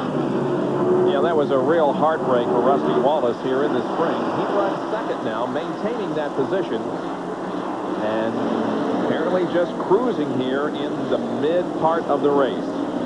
Now the 7 car, Alan Kowicki, finally got around Morgan Shepherd. Well, we see Morgan going down the corner a little bit too hard. Slipped up, left it open for Kowicki. He took advantage of it, take the spot away. So Alan Kowicki is now 3rd, Morgan Shepherd 4th, Brett Bodine 5th. As we watch Dale Earnhardt, Darrell Waltrip, and Ken Schrader. That's 8th, 7th, 8th, and 9th. So Earnhardt was running 11th just a little bit ago, now up to 7th spot, so he's on the way forward.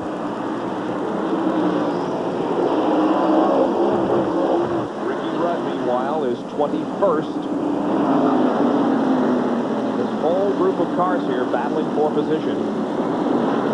Well, not able to keep his car on the bottom of the racetrack. There's Lake Speed going behind the wall. And John Kernan can give us a report on Lake's problem. Well, the hood goes up. What they're going to have to do is replace a right front brake caliper. We had talked about how Lake had been running so well in the top 10. Apparently, he just used his brakes up just a little bit too much, so they have had to pull the number 66 Phillips Crop Arctic Pontiac behind the wall, and they will go to work. You see, they have a fire extinguisher out just in case fluid gets on that really hot brake rotor and a fire might erupt. This is 8th, 9th, and 10th right here. Ken Schrader, Darrell Waltrip, Rick Mast, and the 24 car of Jimmy Hensley, along with the 94 of Terry Labonte. And Hensley is, as you pointed out earlier, Ned, giving that car a good run. Yes, he's having a good run. There's Terry Labonte going on the inside. Now, this group of cars, Bob, are about 2/3 of a lap behind Harry Gant. If this thing goes green for another 30 or 40 laps, Harry Gant might come up and put a lap on those guys. That 24 car will be driven next year by Kenny Wallace, the younger brother of Rusty Wallace, and the fellow who's trying to win the Busch Grand National Championship this year. He's 7 points behind now, Ned? Is that? Yeah, I think it's single digit, less than 10 going into the All-Pro All-Park 300 at Charlotte in a couple of weeks. And here comes Gant off corner number 4, and he will take the cross flags, indicating the halfway point. We have reached the halfway point, and now all phone-in entries for this week's ESPN Pick the Winning Chevy Sweepstakes are closed. The winner of the sweepstakes will be announced on our next Chevy Sweepstakes race. Call 1-900-933-9300 in 10 more minutes to enter the next contest. Now, Jimmy Stewart was the winner of our most recent contest. He is from Orange, Texas, and our congratulations to Jimmy Stewart winning the ESPN Pick the Winning Chevy Sweepstakes. Now, our Western Auto race recap. Harry Gant has led 54 of the 250 laps, 8 caution periods in the first half of the race, 41 laps. We've had 12 lead changes among 10 drivers, and the average speed of the event is 74.204 miles an hour. Those that have led include Rusty Wallace, Ricky Rudd, Bodine, Kowicki, Martin Little, Spencer, Gant, Marcus, and Earnhardt. So Rudd and Earnhardt are still 36 points. Well, we don't have very many people out of this race at the moment. Richard Petty, Davey Allison, and Lake Speed, all 3 of those are behind the wall, but are not necessarily out of the race. Our Western Auto Mechanic of the Year standings show that Larry McReynolds from Davey Allison's crew is on top of the standings, followed by Danny Glad from Alan Kowicki's crew, then Tony Glover from Ernie Irvin. Robin Pemberton on Mark Martin's crew is 4th, and Kurt Shelmerdine on the number 3 Dale Earnhardt car is 5th in the point standings. And Richard Petty returns to competition. He's been out for a while in the STP Pontiac, but they've made all of those repairs, put a new oil cooler on it, or put a new line in that oil cooler, and knocked the sheet metal away from the tires, and there he goes. I said that Richard Petty's gasoline caught on fire. I'm glad John explained to me that was the oil cooler that broke that's caused that fire, because I was wondering how the gasoline got up there. And now Harry Gant is moving in on a whole bunch of traffic. That's Jeff Bodine just ahead of him. Dale Jarrett is up there. So is Mark Martin and Hud Strickland and Darrell Waltrip. It's going to be interesting to watch the leader of the race, Harry Gant, move through this traffic. Now we see Mark Martin going on the inside of Darrell Waltrip there. He wants to speed up as much as he can. His crew have told him, say, Gant's coming, you're about to go a lap down. Dale Jarrett did the same thing. He gets on the inside of Waltrip going into turn 1, trying to keep from going a lap down. All of them hoping for a caution right now because Gant is right there ready to put a lap on him. Dale Jarrett is running in 21st position. So we have that many cars that are on the lead lap. Harry Gant, we see him through the back class of the Citgo Ford driven by Jarrett. While Harry works this traffic, we're going to take another break and be back with more of our live coverage from Martinsville Speedway in Virginia of race number 24 of the Winston Cup season, the Goody 500. We'll be right back. Back in Martinsville Speedway under caution, and Harry Gant and Rusty Wallace both on pit road. Last time of Rusty Wallace, Harry Gant is tires off the jack, headed down pit road. Rusty is now out, and they will head back to turn 1. They're side by side going to turn 1, and Harry Gant will beat him back on the track in turn 1. So good pit action once again by the Skoll crew. Bob? Was a drag race, though, to the line coming out of the pit area. The reason for the caution, a spin over in turn number 2 involving Sterling Marlin. I don't know exactly if the 98 car and the 22 made contact or not, but I tell you what, it was... and Alan Kowicki is being pushed down pit road. The guy that was running third is being pushed down pit road. What is the deal here? Evidently, the engine died, and he can't get it refired. We see a guy has jumped in the car. There's a fellow. We see his feet sticking out. They probably are changing ignition boxes, trying to get the car started. What kind of an infraction is this? Well, I think they can push it a reasonable distance on pit road. He's almost halfway. There was the ether being shot in the car. He shouldn't have been out of the gap. Bobby Hamilton going out. Kowicki's car has not started yet. He's about to go a lap down. We see Paul Andrews back on the right rear quarter panel. That's the crew chief talking to Alan. He does go a lap down, and now they're going to push the car back toward his pit stall, which is the very first off of turn 4. Jerry? They had an overheating problem, guys. Thought they might have an internal engine problem. During the caution flag before, the car got very hot while sitting on pit road, and now they're going to push the car back up pit road, raise the hood on the Hooters Ford, and try to get the engine restarted. So we're under caution here for the Goody's 500s. 265 laps complete. Harry Gant leads the way. Back with more after this.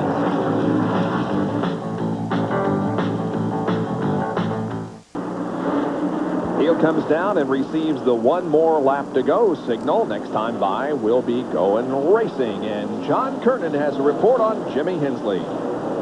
Bob, I was just talking to Barry Dodson, the crew chief, checking lap times. Hensley's running the same lap times, he says, as Harry Gant. He says on an open track together, Jimmy could beat Harry Gant. The problem is he pits on the backstretch. He doesn't even get into his pit. Harry's already gotten 4 tires and has come down and passed Jimmy. So Jimmy is lining up behind him. What Barry says they're going to have to do on their final pit stop, assuming that it would go green, what they would have to do is just come in and take on 2 tires and fuel only. He says it's a gamble, but if they want a chance to win the race, that's the only way he can see that they can get that chance. As we go back to green, the number 7 car of Alan Kowicki remains on pit road. And here is the green flag. As we resume competition, Ricky Rudd is trying to get his lap back. And I don't believe he's going to be able to do it as Harry Gant on the outside line takes the advantage. Harry is tough, isn't he? I mean, these are not bad cars he's just driving by. Very good race cars. Here we see the 24 car, Jimmy Hensley, that John was just talking about. That's Ted Musgrave on the inside. Morgan Shepherd is 3rd, Brett Bodine is 4th, and 5th is Dale Earnhardt. The 2 cars to the inside, Ricky Rudd and Darrell Waltrip are on lap down.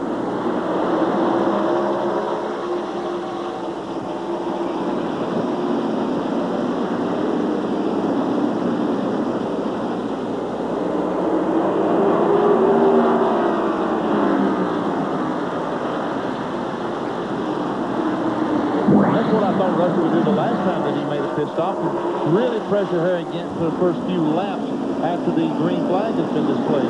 This time he's doing it. But I think in about 10 or 15 laps, so once again, Gant's car will start stretching it out. Harry Gant is going for 4 wins in a row. The last driver to do that in Winston Cup competition was Dale Earnhardt in 1987 as he won at Darlington, North Wilkesboro, Bristol, and Martinsville. The number 7 car of Alan Kowicki remains on pit road. That's a tough break for him. Big trouble. Crash over in turn 2, just out of turn 2. Jimmy Spencer and Joe Ruttman are the cars involved. A lot of damage on the Ruttman car. Some heavy damage to Joe Ruttman's car. Spencer, meanwhile, gets his car going again and drives off, but Ruttman's car, there's Spencer as he moves away in the back of Frozen Food Chevrolet. Here's a replay. Ruttman and the 98 car running side by side. They get together. Jimmy spins. Now Joe spins, and they meet again as they come off the second corner. several other cars got by. A few of them, Dave Marcus. Yeah. A couple of them, Ted Musgrave, came down on the inside to pit road. There's the traffic jam, and that's how easy it is for the track to get blocked here at Martinsville. Our 10th caution of the day is out now here at Martinsville because of an accident involving Jimmy Spitzer and Joe Ruttman.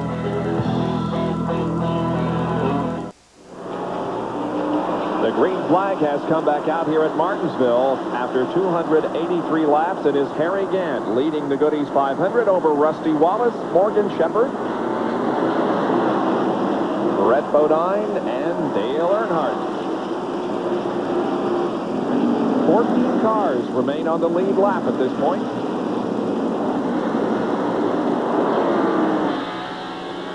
A lot of traffic here as we've just gone back to green. This is the Jeff Bodine in-car camera. You can see contact there between number 1, Rick Mass, and number 22, Sterling Marlin.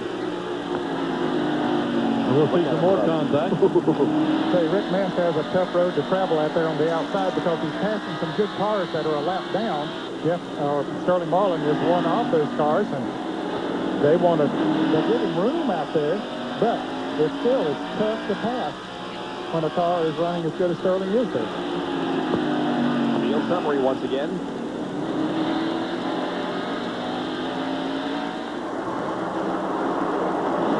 Jimmy Hensley working himself into the top 10. Mass there running 7th on the outside. 14 cars on the lead lap. Ernie Irvin is the last car on the lead lap, and Darrell Waltrip is 15th, one lap down.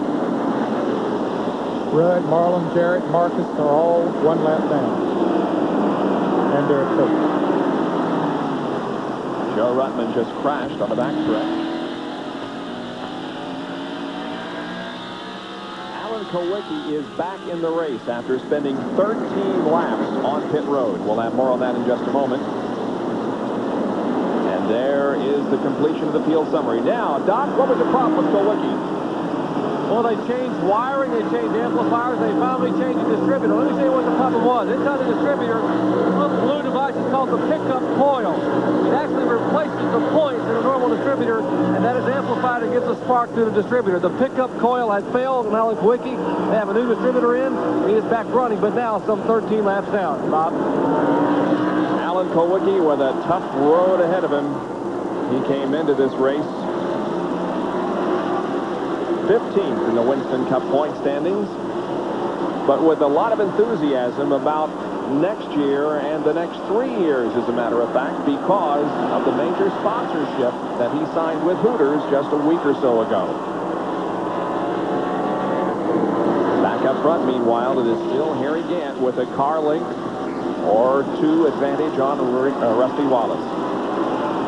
Well, here's a race by the 2-point leaders. The black 3, Dale Earnhardt leading the points. Ricky Rudd is in second. The points just 36 points behind going into today's race.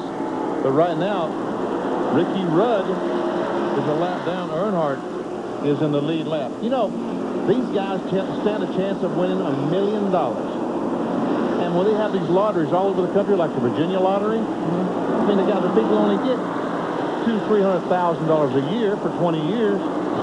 and it's $14 million to 1 to win. Yeah, right. And these guys, one of them's going to win $1 million. Odds are a little better here. Odds are better. 50%.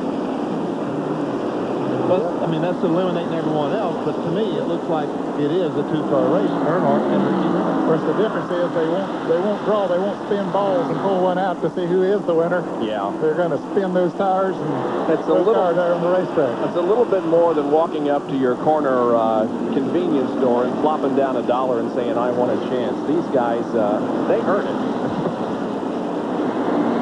They have over the years, there's no doubt about it. To be in this position, they've been in racing all their life, and it's been many, many hours preparing themselves, both the cars mechanically and themselves physically, to do this. Ricky Rudd this year is lifting weights, running, doing more physical work to get himself physically ready than ever before in his career.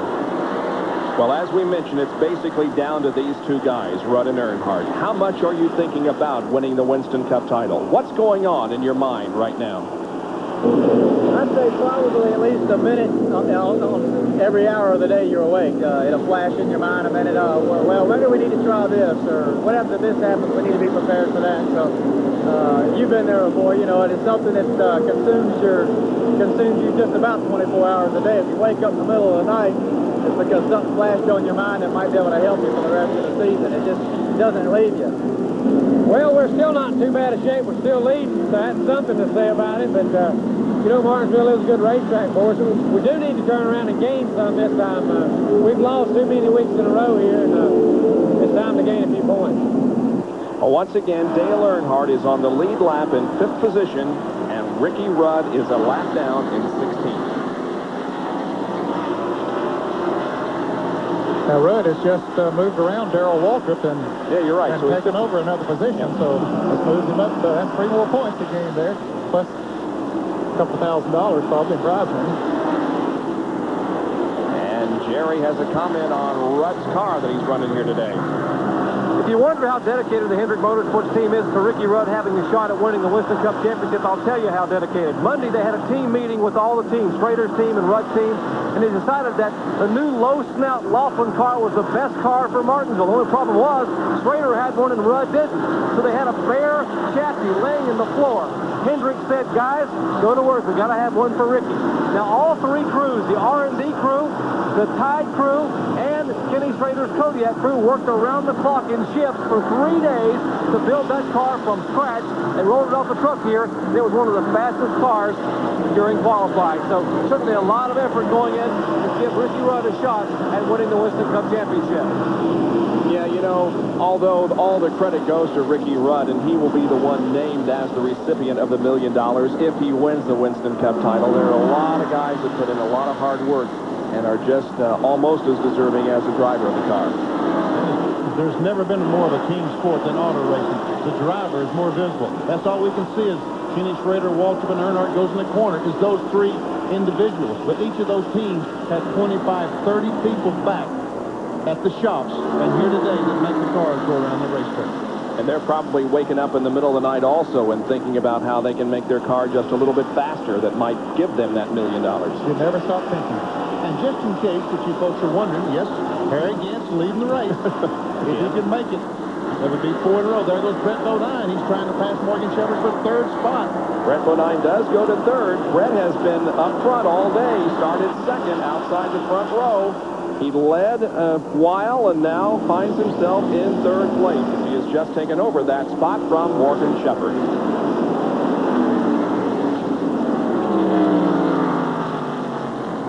We saw there a moment ago that Kenny Schrader had moved into 5th place around Dale Earnhardt.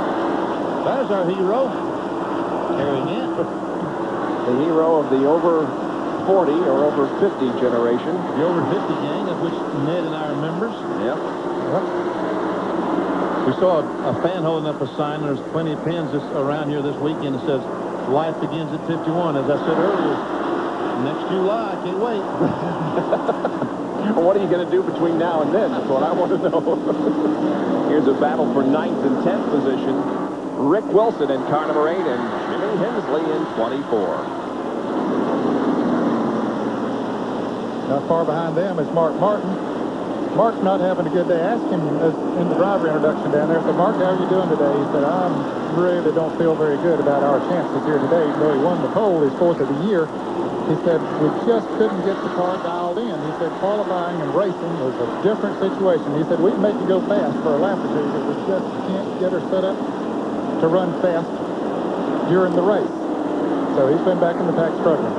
And that explains why the Unocal bonus money has not been won in a long time. It's up to $136,800, and that would be the amount that Mark Martin would collect here today, in addition to the purse money if he were to win. But it doesn't look good for him right now. So next Sunday at North Wilkesboro, the pole winner has a chance to pick up $144,400. Wow. Harry Gant, the 51-year-old from Taylorsville, is the leader of the Goodies 500 with 309 completed.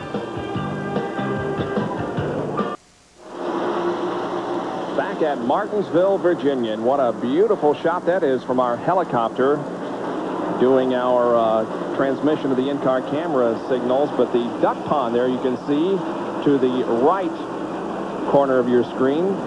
One of the many landmarks here surrounding Martinsville, Virginia Speedway. What a beautiful place this is. It's always nice to come back here twice a year to watch Winston Cup racing. Harry Gant is the leader of this race, going for 4 in a row. The best battle on the racetrack is 4/9. Rick Wilson in car number 8 and Jimmy Hensley in 24. And that 6th car is the 11th place car, Martin right behind them. A little contact there made between Hensley and Rick Wilson. But that's the kind of thing you see here at Martinsville quite often. Wilson really protecting that inside groove. Now Hensley gets a little bit of a run off of turn 2. He might get a fender alongside him going into turn 3. He does. He's going to take the position, or at least get up beside of him. And usually if you get on the inside of a fellow going into a turn here at Martinsville, you can make the pass. And Rick Wilson comes down the racetrack trying to block Mark Martin from taking the spot away. Doesn't work. Mark goes by now. Kyle Petty's there. And some contact as those two come off the corner. And there's the 30 car. Michael Waltrip, he's some few laps down, so this is not the position. Here's a replay. Watch Martin come off corner number 4. And Rick Wilson comes down the racetrack trying to block Mark Martin from getting on the inside. As I said, doesn't work. Mark gets a spot, and Kyle Petty follows him. Now Mark Martin going to the outside of Darrell Waltrip in car 17. Darrell has fallen back a little bit here the last 10 laps or so. DW's car just not right, and I tell you, Mark Martin cut across the corner, the front of Darrell Waltrip's racetrack. And a spin. The 8 car is fun. The 10 car up in turns 1 and 2. Rick Wilson, we saw. No caution. No yellow yet. But Strickland was involved in it. There's Derek Cope trying to get back out on the racetrack. He's pulling out in front of cars, and the yellow is out now.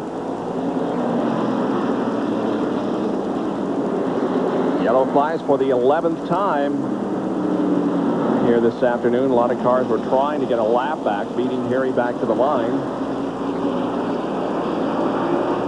The record number of cautions for this race was 17 back in 1980.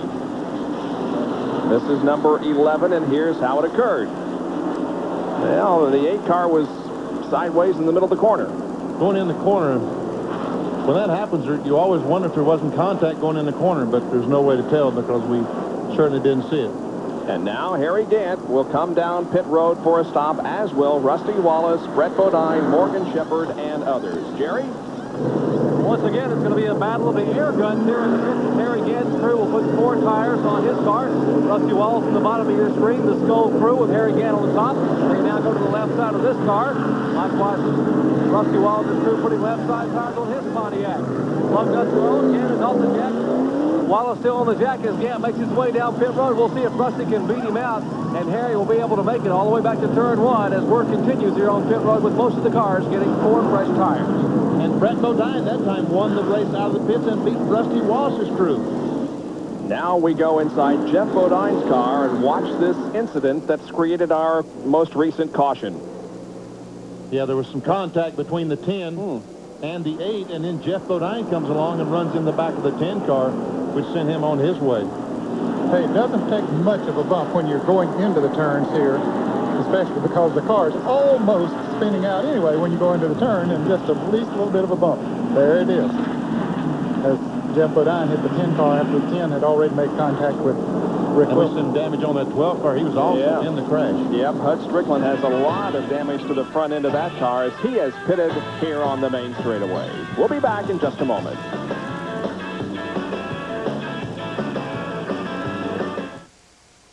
Field in turn number 3 now. The lights on top of the pace car are out. We should be going back to green here in just a moment. Crowd rises to its feet once again as the green waves and the Goody 500 is back under racing conditions. Ricky Rudd still trying to get his lap back, but he's not going to do it this time as Harry Gant is taking off once again. And Rusty Wallace tried to make it 3 deep coming off the second corner, trying to get by Brett Bodine. Could not do it as Brett Bodine comes up.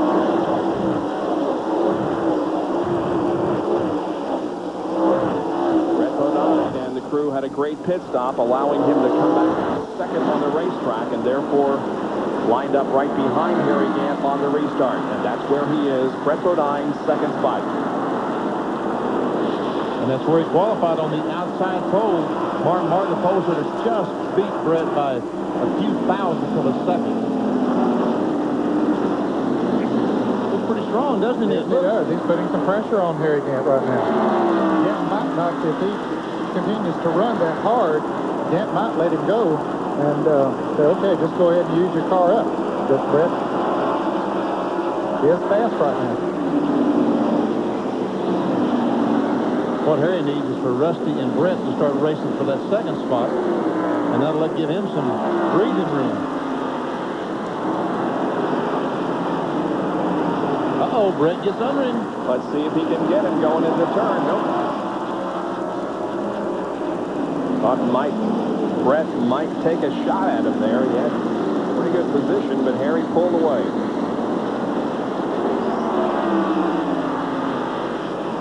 Tell you what, those engine people up at Precision Product Performance in Arden, North Carolina have been doing a super job on that 33 car. The car is making a lot of horsepower. Leo Jackson, the owner of the race car, also Precision Product Performance Center. And those guys will definitely make some horsepower. And Andy Baker doing a good job of getting hooked up and getting it to the ground. And it's a crew chief on the car. Does the chassis setup. Scott Robinette, Charlie Presley. Charlie's brother of Robert Presley, the Busch Grand National driver. He's a jack man, worked on the Harry Gant automobile.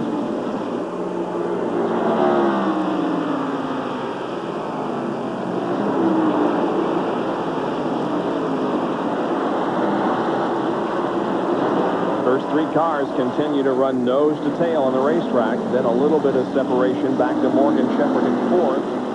And then still a little bit more before we get back to Dale Earnhardt, who's fifth.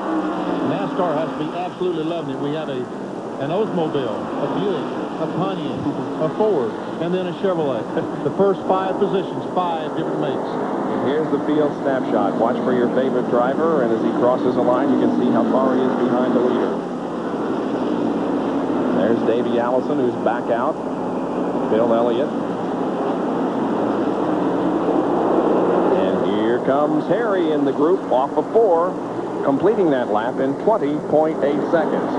That is most impressive because this Harry Gant only qualified about 2050, 2060, somewhere in that area, and is still running 2080. Normally, after this many laps on a racetrack, the pace would be slowed down at least 1 second. At least a second, sometimes a second and a half. Was that the tribute not only to the way his car is set up, but also to Goodyear and the tires that they have here, which I understand is a new tire, the radial tire that Goodyear has here, and it really is doing a great job, not losing as much speed as they normally do. That lap was 91.03 miles an hour. Benny, you mentioned that we got 5 different manufacturers running in the top 5. Let's take a look at the point standings coming into this race. Chevrolet was on top with 10 wins, then Ford with 6. Harry Gant in 3rd position with the Oldsmobile. Pontiac and Buick are running 4th and 5th. So it is a heated manufacturers' points battle again, with Ford trying to break the long Chevy domination. How many Chevrolet won? 10 or 11 or 10. 12? Mm-hmm. Yeah, oh, you mean manufacturers' titles? Yeah.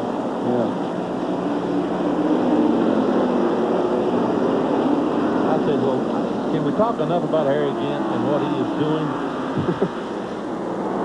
Well, he is indeed making a great call for athletes over the age of 50, and those athletes and other sports that have gone beyond what you normally think of as somebody who can be competitive at that age. It's unbelievable what this man is doing. Back in the pack, some good racing. That's Sterling Marlin, Mark Martin, and Kyle Petty. Now, Sterling's a lap down, I believe, when he spun over there. I think he went a lap down. And Mark Martin and Kyle Petty and Ernie Irvin are all on the lead lap and battling for position. They're, what, 9th, 10th? 8th, 9th, and 10th, yeah. Here's Kyle Petty. They've got a spin coming off the second corner as caution does come out now. Bobby Hamilton and Gary Cope were the ones involved in that spin. Everybody's going again, but the caution is out for the 12th time this afternoon. We see the damage on the back right quarter of the Hamilton Oldsmobile. So Harry Gant sees the caution flag waving at him once again. At 340 laps this time, another spin at Martinsville. Back in a moment.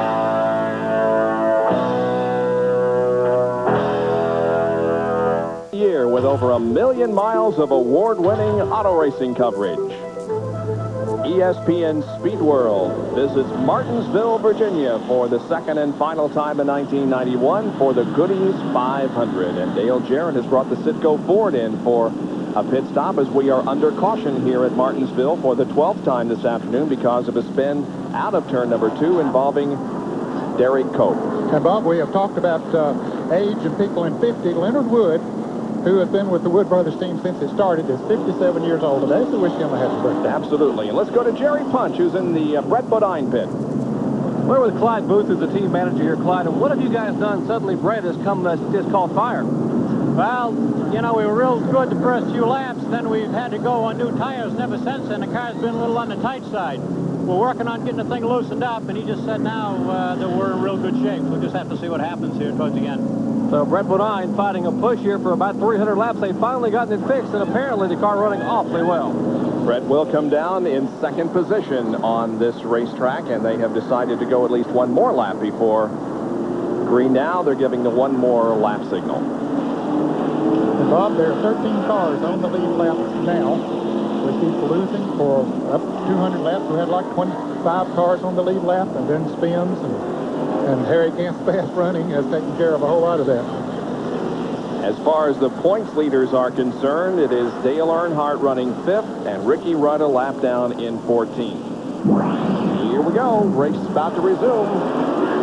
Green flag is out.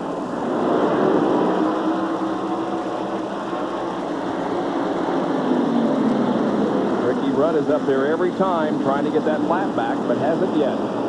Harry Gant got a break that time because Brett Bodine had to pass Rudd on the outside. Gant was able to get down on the inside right away, and we can see a 2-car length advantage just for that one simple move down the first side.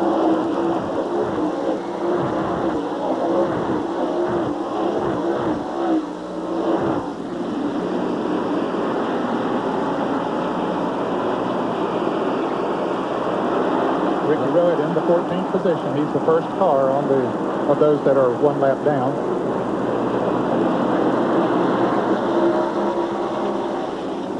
There goes Harry, Brett, Rusty.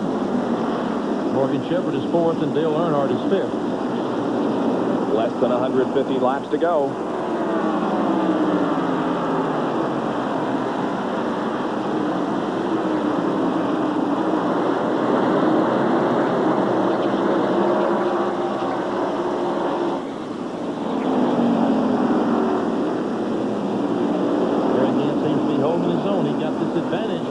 Restart when these fellows were caught on the outside of Ricky Rudd, and they're not able to close it in. Well, Brett might have closed in a car length that time, and Rusty Wallace slipped going off the 4th corner, drove it in hard, got a little bit high, slipped, and you can see lost a couple of car lengths. Doesn't take much here, just a little bit, but you can lose a lot of time. But he drives her deep into turn 3 and picks up most of that loss.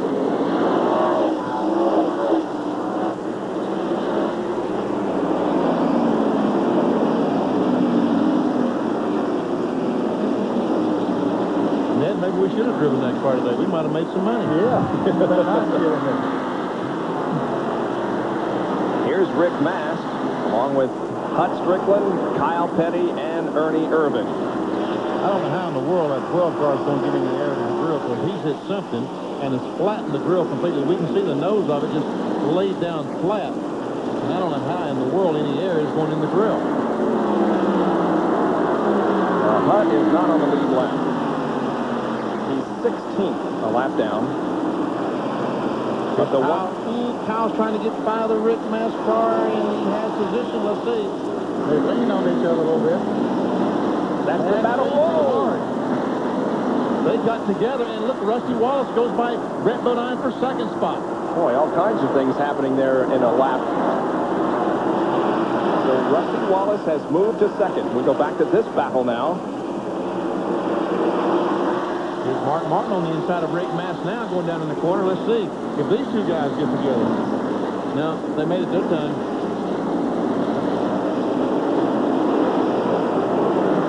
Kyle Petty's moved to 7th. And Terry Labonte would be 8th.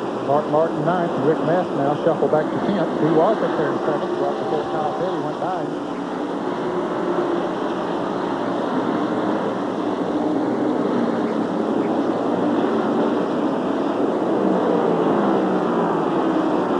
Kyle Petty's left leg must be hurting today, as many times he's had to reach in for that left foot and hit the brakes going in these corners. What was the longest winning streak that you guys ever had? Can you remember, Ned? One. No, I'll get to you later. I think I won 3 in a row. Did you? I think so. Now, But that would have been, 100-mile races, probably on a dirt track or something like that. Not like winning 3 of these races. Labonte going for 8th here. He's got it. And Mark Martin looks for 9th as they try to shuffle Kyle Petty back to 10th. Good battle here among these 3 cars. That is the case. Martin to 9th and Kyle back to 10th. There in 11th is the 1-car Rick Mast. I won 3 in a row in ARCA a couple of times. Yeah. When I was back in '68. But in NASCAR, I don't think I ever won more than 1. You know, this 4-race win streak or 3-race win streak that Harry is on is nothing compared to what he did in the early 70s when he went 14 sportsman races in a row. 14 in a row. Yep. That's pretty impressive. That's pretty impressive. That's pretty incredible. Pretty darn impressive. So he's been a good race driver for a long That's time. right. Yep. Yeah, he was 38, 39 years old before he ever had his chance to run in a Winston Cup car, and that was for the Race Hill Farms fellow, wasn't it, that he started driving for? Jack Davey? 24 car of Hensley now on the back bumper of Kyle Petty. Kyle slipped back here a few positions in the last few laps. Now Hensley taking a look to the inside, going into turn 3. A little bit of a bump.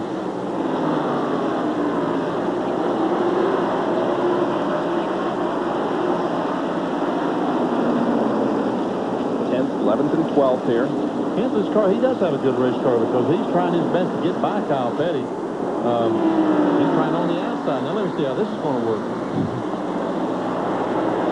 Not too good. Now Kenny Wallace will be driving this car next year, the 24 car. The only problem is, fellas, that he's hitting on the backstretch, which is a disadvantage for him. He'll probably have to make one more pit stop at least. Depends on whether that would come under green or during caution. Because he has been running good all day, just has pitted back there and kept him back in the field. That's Jimmy Hensley we're talking about. But right now we're watching Harry Gant and Rusty Wallace, first and second. Yep, Rusty closing in on Harry. He has. He's closed in. Cutting the advantage to about 3, 4, 5 car lengths. Now they've moved away from Brett Bodine by about 20 car lengths. So maybe Rusty was moving, just saving his car back there when I thought he had a problem.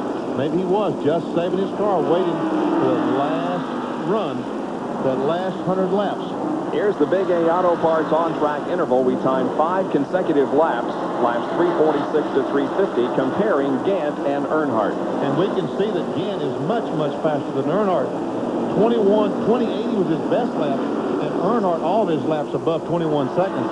As a matter of fact, up to 21.6. So he went from a 1.8 disadvantage or advantage to a 3.6 advantage on Dale Earnhardt just in 5 laps. We doubled the interval there in just 5 laps. That was off the restart, probably. And Rusty has closed up the interval by about 50% from what we saw the last time, because right now he's on the back bumper of Gant. Rusty Wallace, as we indicated earlier, almost won this race in the spring. He ran here. Well, then, what happened, and have you solved the problem? I was running second. Earnhardt was leading. Or I guess it was Kyle Petty was leading at that point. He pitted on the back straightaway because of a bad qualifying run. I come down pit road, was done with the pit stop, leaving out of the pits. and the rear end tore out of it. Earnhardt was still up in jack stands. I really thought I had to race one at that point, but no luck.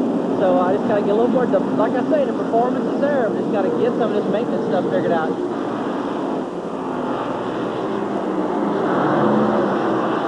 Why they have been able to save the car now for some 370 laps. I just spoke to Eddie Dixon a minute ago with the Rusty Wallace crew, and they said, we have been saving our brakes. But when Harry Gant began to pull away, we got problems. Car number 8 apparently has lost a wheel. Rick Wilson's car is crashing and will have the caution come back out. But Harry Gant was beginning to pull away a little bit. That's why Rusty passed Brett Brown. He wanted to keep Harry inside. They said, we got plenty of brakes left and plenty of race car. We think we can run with Harry Gant here these last 100 or so laps. As the tire now rolls down the backstretch, we're under caution once again. Yeah, the tire did come off Rick Wilson's car. You know, this car broke a right front wheel last week. Now, I don't know exactly what happened to this car, but it looks like he broke a right front wheel. And that's exactly what happened to the car last week at Dover when he popped the wall. There's the tire that has hit the wall at the end of the backstretch, the inside wall. It's hard to see. It looks like the center might be out of that tire, Bob. And that's the case. He broke another. Just what happened last week, yeah. Pit stops, meanwhile, here on the main straightaway. Gant comes in. So does Rusty. Yeah, you see there that the center is out of front. Yep. All right, let's go to Jerry once again. Well, all the cars on pit road, and Rusty Wallace getting service at the Miller Genuine Draft Crew.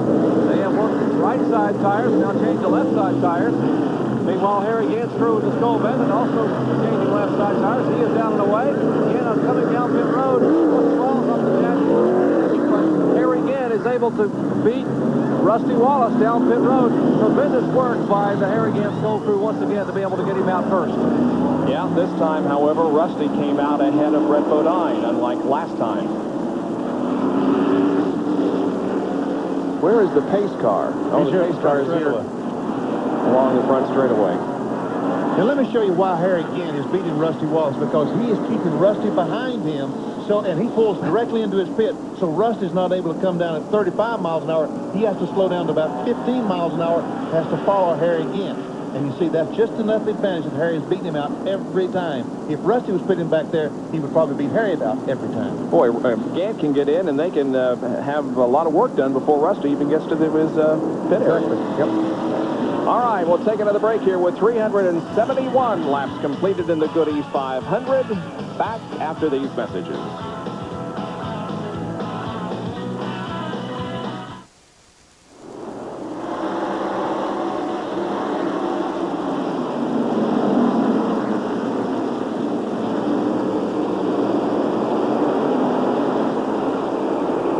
Rusty takes a look. Rusty looks. And they touch. Oh, Gant gets hit hard in the front end by So does Rusty. He spins. Now Ricky Rudd beats Earnhardt back to the line. And Rudd finally gets his lap back, but he's been trying to do almost all. Fellas, there's a lot of cars. Morgan Shepherd has problems, I think. That might have been smoke from Dale Earnhardt's car with Henry Rudd rubbing together. But Morgan Shepherd got banged into something up there.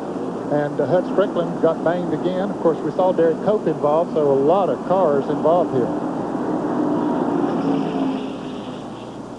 Here it is as Rusty moved to the inside of Harry Gant. Just some slight contact. And here goes Derek Cope on the inside as Earnhardt runs in the back of Rusty. Now, Derek Cope hits Rusty. Here the 5 car is going on the inside. Now, here they come back to the line. Rudd trying to beat Earnhardt back to get that lap back, and they will make contact just as they get to the line. Watch that.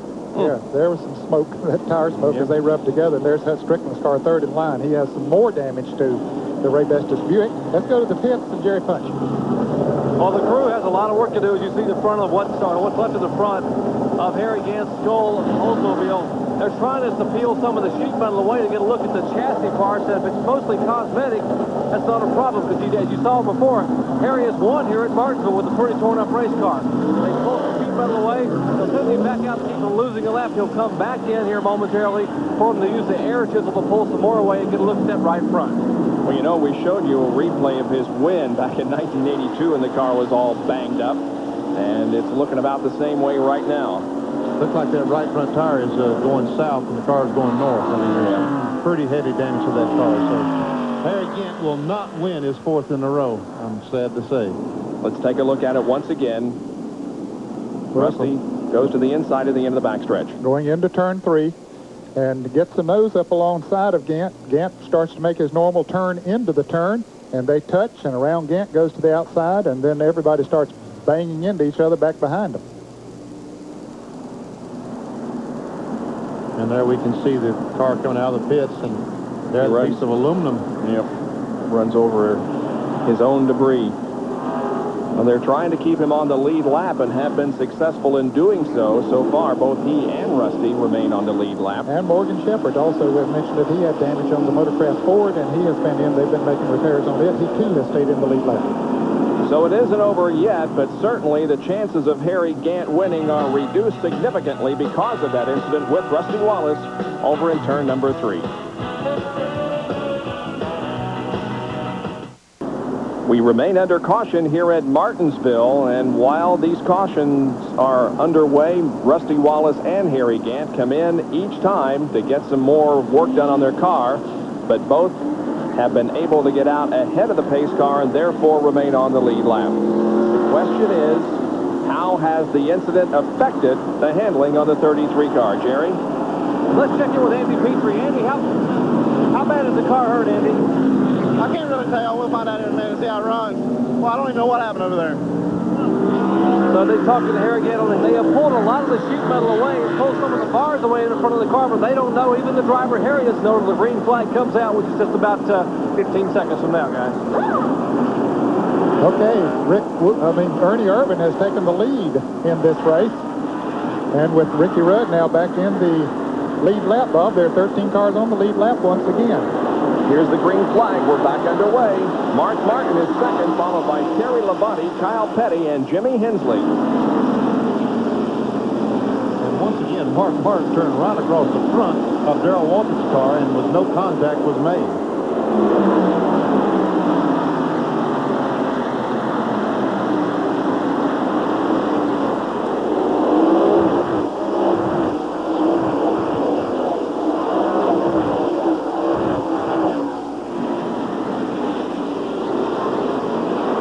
Slipped a little bit coming out of turn 2, lost some ground to Ernie Irvin, the leader of the race. Terry Labonte closes in on Martin. And now Labonte slips.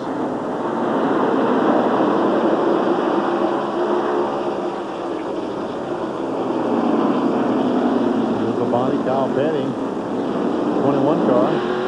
Dale Jarrett here in the 22 Sterling Marlin almost making contact. This is inside the Citgo Ford. Dale's lap down.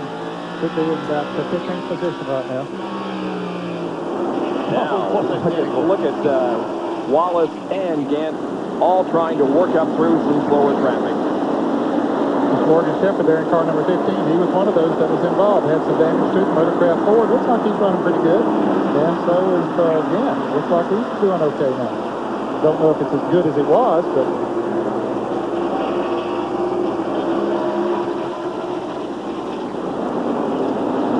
What we've seen today so far, you would think that Brett Bodine would be looking pretty good right now, but we don't know how much of these guys have been saving their cars. Jimmy Hensley, the 6 car, Mark Martin, Ernie Irvin. They've been riding around waiting for this moment to show what they have. And we're at lap 387 now, and those that have been using those brakes heavy, this is when it'll begin to show up. Those that have been saving them, this is when they can really make some time. And don't count out Mark Martin winning the Unocal bonus money here this afternoon of $136,800. Only 2 cars out of the race, Lake Speed and Joe Ruttman. That's amazing. With all the banging we've had going on here today. Absolutely amazing. Of course, there are a number of cars that have been behind the wall for quite a while, but they've gotten back in. But it makes traffic heavy out there. And here that many cars running this late. Now, Rusty is on the outside of Harry. He's got Harry hung up behind the Bobby Hamilton car.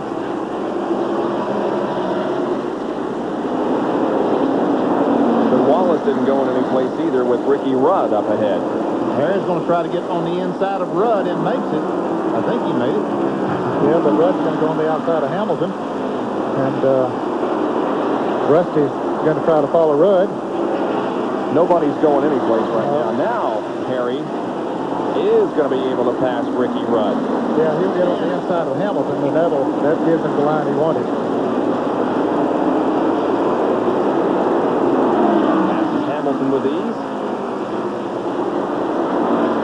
Rusty dives in that spot, takes his position away from Ricky Rudd.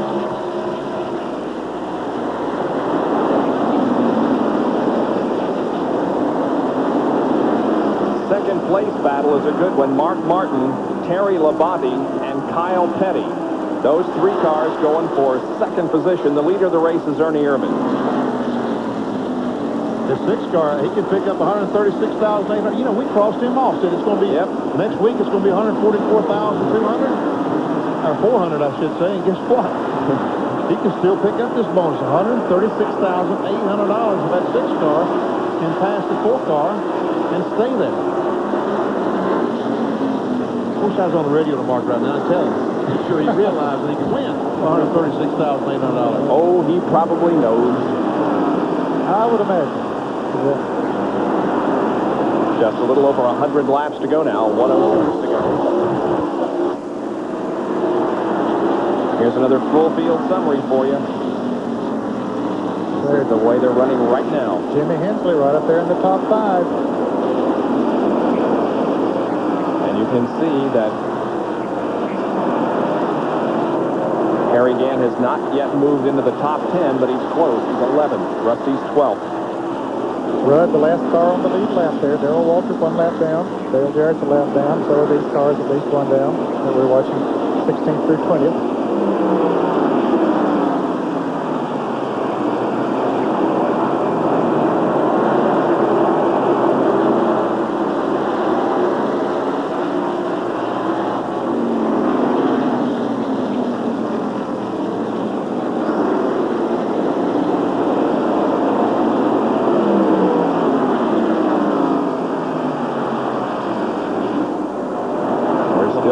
This battle for second place. Mark Martin holding off Labonte and Petty. He might be holding those cars up a little bit. Bob, Ernie Irvin is pulled away by about 10 car lengths out there. But although Labonte hasn't really put a great deal of pressure on Martin, he runs in on him a little bit in the turns, but Mark holding the right groove. It's amazing just how these drivers can save these cars and how their crews can adjust. Remember the first of the race, we saw Kyle Petty, how poor he was? And here he is on the scoreboard in 4th spot. Yeah, he was the first car to be lapped, as a matter of fact. Got off to a terrible start. What a great story if Jimmy Hensley could pull this thing off. Jimmy just lived a few miles from the racetrack, and Barry Dodson, the crew, decided they would give him a shot here in Martinsville, and he's making the most of it. Currently, running 5th. And Jerry Punch has the report. You know, if brakes are a factor in this race, Jimmy Hensley might be the sleeper. Barry Dodson told me he has never had a driver, and he's had a bunch of good ones, that is easy on equipment as Jimmy Hensley is. Yesterday, they ran 25 consecutive laps, and in Martinsville, normally after that, you couldn't even get near the brakes. In fact, Hensley's brakes were not even warm. You could lay your hand on the brake motor. And that's one of the reasons Jimmy Hensley has 7 career wins here in late model stock car, NASCAR modified, and Busch Grand National. For more, let's go to John Curtis. Yeah, Jerry, but those 7 wins, 200 laps or less. I was talking with Jimmy this morning, a little concerned the fact he hadn't run 500 laps here at Martinsville in about 3 years. But you got to believe with him up on the scoreboard in the top 5 right now that if he's a little bit tired with 400 laps on the board, he's going to put that behind him and run the final 99 just flat out as he can. Well, of course, the Team 3, Dale Jarrett almost hit the wall. He and Dale Earnhardt got together a little bit, just like tap, and Jarrett got us in the loose stuff there for a moment. Team 3 needs sponsorship for next year in their effort with Kenny Wallace, and this may help them out. It's interesting as you watch Jimmy Hensley, and right behind him is Dale Earnhardt. Remember what happened when we came here 2 years ago and Hurricane Hugo was bearing down on this area? Well, it meant that Dale Earnhardt couldn't get to the racetrack, and Jimmy Hensley took Dale's car and put it on the pole. So you can see how much experience that Jimmy has on this racetrack and how very good he is. Ernie Irvin leads the Goodies 500 with 96 laps to go. We'll be right back.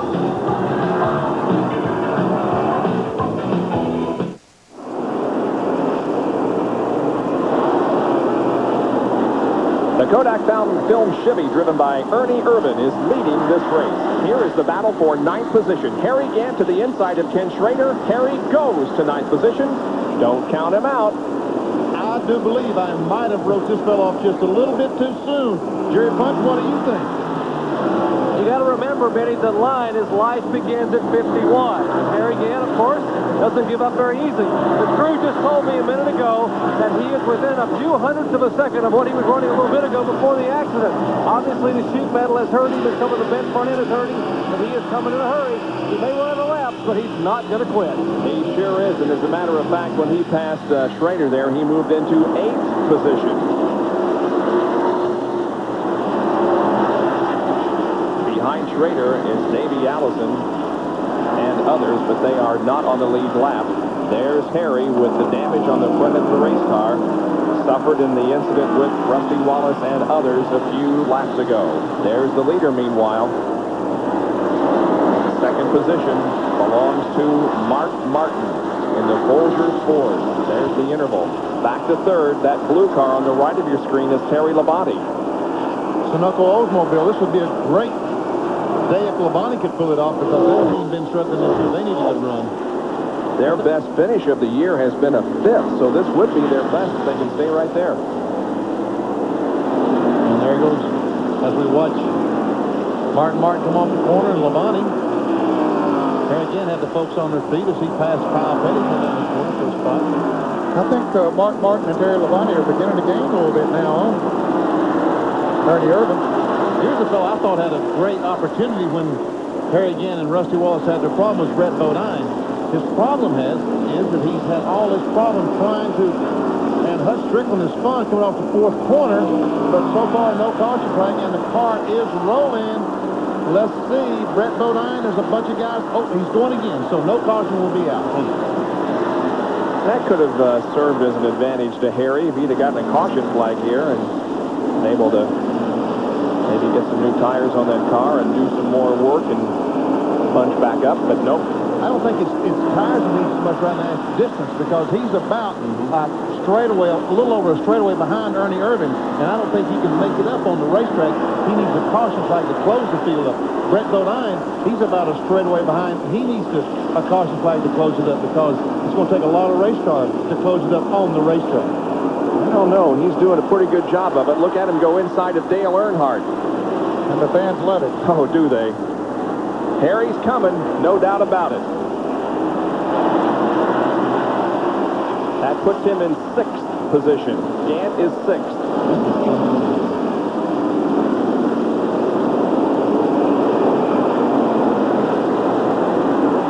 Meanwhile, as we watch Harry Gant and Earnhardt going to the corner, Ricky Rudd is about a straightaway behind Dale Earnhardt. There comes Rudd. We see him in the middle of the corner. Now it's about a half straightaway. Remember now, Ricky is back on the lead lap. Earnhardt is in 7th and Rudd is in 10th. So not too much difference in the point spread there. There's 4 points per position in that area, so it'd be 12 points that Earnhardt would gain on if they finish where they are right now. Both of them have led, got the 5 bonus points. And neither one of them is going to win the 5 bonus points for leading the most laps. Harry Gant get that honor, I would imagine. I would think he would. There's Dale. 36-point advantage on Rudd as they came into the Goody 500. And there's the interval between Dale and the leader, Ernie Irvin, as he laps Ted Musgrave at number 55 again. And now Derek Cope, 2nd and 3rd. Labonte right on the back bumper of Martin. Right now we see Ernie caught on the outside of Cope. That's costing him some time.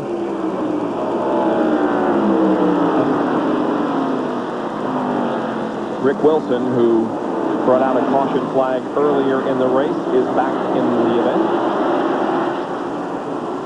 That's Ted Musgrave. The Jasper's engine car on the inside is Martin, and Labonte goes by, and here, the green car, Brett Bodine, is there. Labonte. In 4th place, he is calling. Labonte is seeing green in his rearview mirror. That is Brett Bodine sneaking up quickly. Yeah, he's the fastest car on the racetrack. I believe he's faster than Gant right now.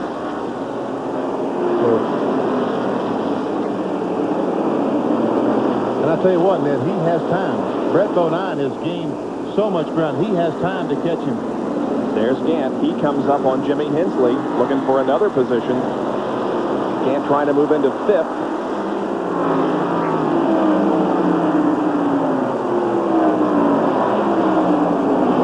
We'll take a look at a big Auto Parts on-track interval as we compare the leader of the race, Ernie Irvin, and Harry Gant. We'll see if Harry can get this spot.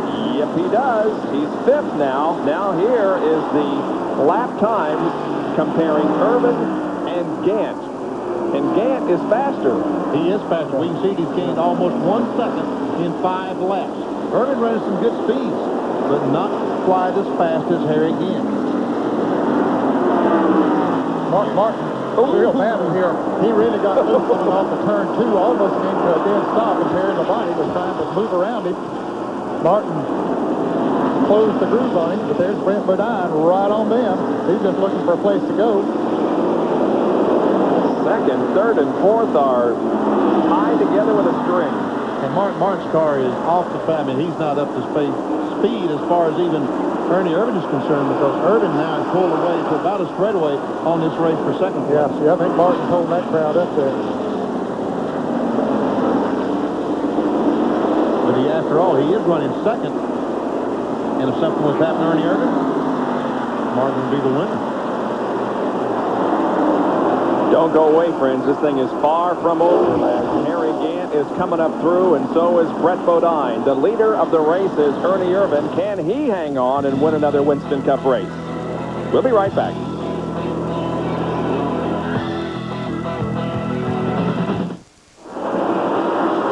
Bob Jenkins, Ned Jarrett, Benny Parsons, John Kernan, and Dr. Jerry Punch back at Martinsville. The 98 car of Jimmy Spencer, slow on the racetrack, headed for the pit. The backstretch. Martin hit the wall on the right, coming down the front straightaway is what I believe happened in the car. Mark Martin has fallen off the pace. Here is the battle now for 3rd position. Harry Gant right behind Terry Labonte. The leader is Ernie Irvin. 2nd place is Brett Bodine. Let's see if Ernie can take 3rd. You mean Harry? Harry. Yep, he's got him. Yep. He has got him. Wow, this is unbelievable. I crossed Harry Gant off. I said he's not going to win 4 in a row. I don't know. He just might still do it. Yeah, he has time. He definitely has time. I think he now is gaining on Ernie Irvin, and I know Brett Bodine is gaining on Ernie Irvin. This is unbelievable. And there are 65 laps to go, so yeah, he does have the time. Yeah, he's only 2.5 seconds behind Irvin, and Brett Bodine is only about 3 car lengths behind Irvin. And I mean, the fans, I mean, they are absolutely on their feet watching every inch that Harry Gant goes around the racetrack, as I am. This is insane. That car speed up pretty bad in the front end, but aerodynamics are not. Harry Gant is marching toward the front.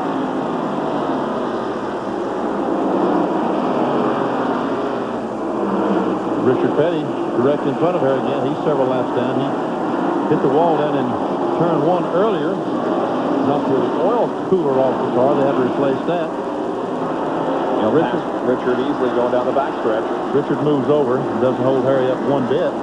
Richard has a press conference scheduled for October 1st. A lot of speculation as to what might be announced at that news conference.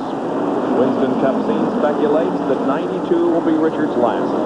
Now Brett Bodine is within 3-4 car lengths of Irvin. Yeah, he is definitely moving in on him. And Harry Gant is moving in on both of them. Now, we mentioned a few minutes ago that Mark Martin was slipping back. Jerry, what caused that? Well, they're sort of speculating here, since I'm with Steve Mills. Steve, Marcus slipped back over there. What's the problem with the car? He says his tires have greased up. You know, we probably run a little bit too hard too early. We haven't been great all day. He's missed a bunch of wrecks. Had some good pit stops. I don't know that we're running right now any worse than we've ever been. We've just been close to the front for a while. But if we get a caution, we'll be better. He hadn't liked this set of tires a whole lot, but we haven't been great all day. Brett Bodine is going to try Ernie Irvin on the outside for the lead. Bodine will get the lead going down the backstretch. Let's see what happens in turn 3. Look at Harry Gant. Look at this. Bodine has the lead. Let's see if Harry can get second. Yeah, he's going to move up on the outside. Irvin just gives him the running room up there they need. His tires have gone away. I think he realizes that they're faster, so he says, I'll just have to let them go. I can't race with them right now. What a story we are seeing develop here this afternoon in Martinsville. So these poor people paid 50, 40 bucks for a seat. Sit down, people. Oh, man. Harry Gant is second after a crash in turn number 3 that severely damaged the front end of the race car. Right now, he's about a half a lap ahead of Rusty Wallace, who he had that crash with. So, obviously, they got his car worked out much better than Rusty got his worked out. Well, if you are just joining us here shortly before the 4 o'clock hour, those of you that have been watching other sports, other football games, I tell you what, we have got a story here this afternoon in Martinsville. This is first and second. Brett Bodine is the leader. Harry Gant is second. Harry led many, many laps, was involved in a crash in turn number 3 as Rusty Wallace went to the inside of him. The cars made contact. Both Rusty and Harry were badly damaged as far as their cars were concerned. The crew managed to keep Harry on the lead lap, and you can see what he has done. He has come from the rear of the field up to challenge now for the lead. If Brett Bodine wins this race, the fans will do him to death. And undeservedly, because he's driven a fine race. He has driven a super race. I mean, we're yelling about Harry Gant, but Brett Bodine has driven a super race today. And you know, one of the things that Brett attributes to his success, at least here this weekend, is the fact that Bob Riley has been helping this team, and Bob has been instrumental in helping many forms of auto racing, for that matter. He's been active in Trans Am and in Indy cars, for that matter, but is helping Brett Bodine on that Quaker State Buick. Harry caught Brett, and now I don't know if that time he just got hung behind Rick Mass. We'll have to wait a lap and see if he closes back in on the back bumper. And here's Ricky Rudd and Morgan Shepherd as they battle for position. Yeah, they've changed that position several times. But right now, Rudd keeping the inside. One or two off the pace a little bit because he had passed Morgan not too long ago. Now he lets Morgan go by on the outside. Morgan moves into 8th and Rudd back to 9th.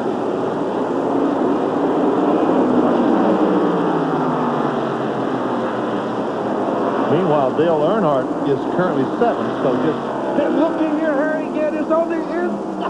It with ease. He just shoots by that Quaker State Buick and goes into the lead. Harry Gant is in front again, friends. So here comes Brett back. He's trying on the inside. Yes. Oh, Harry is sideways again. He's going to lose the front position, but only one spot.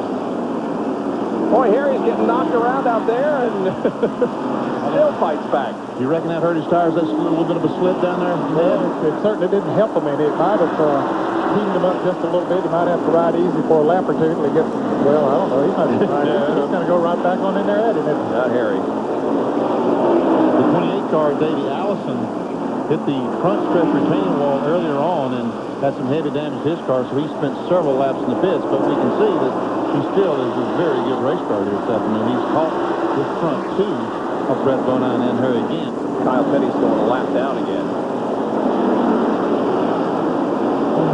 Man, oh man, I could not believe this. I figured Harry Gant would be lucky to get back to the top 5.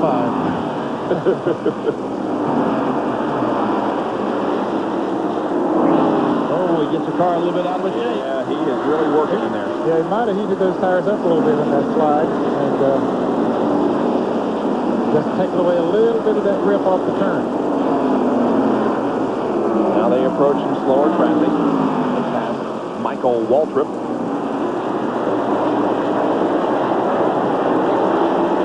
Michael running in 26th position. Well, the battle settled down for a moment. Let's take a quick break and be back with more from a packed Martinsville Speedway in Virginia and the Goodies 500. Yep, folks, it happened. Harry Gant passed Brett Bodine while we were in break, and Harry now begins to move away from Bodine, and Harry Gant is in the lead, and he's still working as hard as he's worked all afternoon, sawing that wheel in there, but he has the lead. Now watch the replay as to how he got it. Now watch Harry saw the wheel coming off the floor. He's turning that thing, gets it a little bit sideways, and he never backs up and comes down and out-brakes Bodine. Watch this. He shoots down in the corner.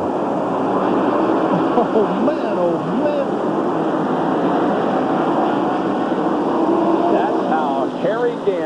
got the lead. Jerry punches in the Brett Bodine pits. What are they saying down there, Jerry? Guys, we all know Harry Gant has a massive following. The fans have been on their feet watching this unbelievable comeback. In fact, even one of the Quaker State crew members from Brett Bodine said, you know, if it weren't for the fact that we needed to win one so bad, I'd like to see Harry win it too. He said, but we are definitely chasing a legend. So even the second place team is, in a sense, rooting for Harry Gant, and he's moving away now, guys. He is clearly by far the fastest car on the racetrack. I mean, this is not the easiest racetrack in the world to pass. I mean, it's a flat racetrack, about 12 degrees. We showed you that at the beginning. It's hard to pass. You can see how easy it is to pass on the inside and you have that preferred groove. But Harry Gant started last. Yep. And passed all the cars to go to the front and is driving away. Now, here is what happened earlier in the race to Harry Gant. For those of you, again, just joining us. Harry was leading. Rusty went for the lead in turn 3. They collide. Harry backs up. He crashes, backs up into the fence, and we see Morgan Checkered come along and run in the front of Harry Gant's car. But Harry was able to get the car going again. A lot of pit stops later, we can see all the damage of the car. Back, he started on the lead lap at the end of the line and took the lead. Now here's the battle for third place. Ernie Irvin at number 4 and Terry Labonte at 94 as they battle for third. Well, the famous Danny Sullivan spin and win at Indianapolis is something that we'll always remember, but this thing outdoes it as Harry crashed and may win. Here comes Labonte. He's on the inside. Let's see if he can outbreak Irvin going in the corner. He's going to make the pass. Yes, Dave Marcus. Yeah, if he don't get in the way when they go into the next turn. That's turn 3 they're heading into there now. Irvin goes on the outside. Dave Marcus. Marcus will get out of the way and let both of them go. Now Marcus needs to back off so they don't go 3 abreast. Well, Irvin backed off. Labonte goes to third. Irvin back to fourth. What do you think, Ned? Did we have got the job done at 33 today? Well, you know, the way that thing looked in the first 350 laps, if you'd like to feel, yeah, we can still do that. But then after the crash, I don't know. Yeah, right. Yeah, I'm not going to have won from where he started, but I don't think I even started at the rear and went to the front like Harry Gant. Oh, boy, it's been exciting. You're not getting any ideas, are you, Benny? You still got that driver's uniform on. It's barely zipping up, though, Bob, I'll tell you that. I did have too many tomato sandwiches along the way. That was a great line that Harry had there when you talked to him. Yeah, if you can get the seatbelt around you.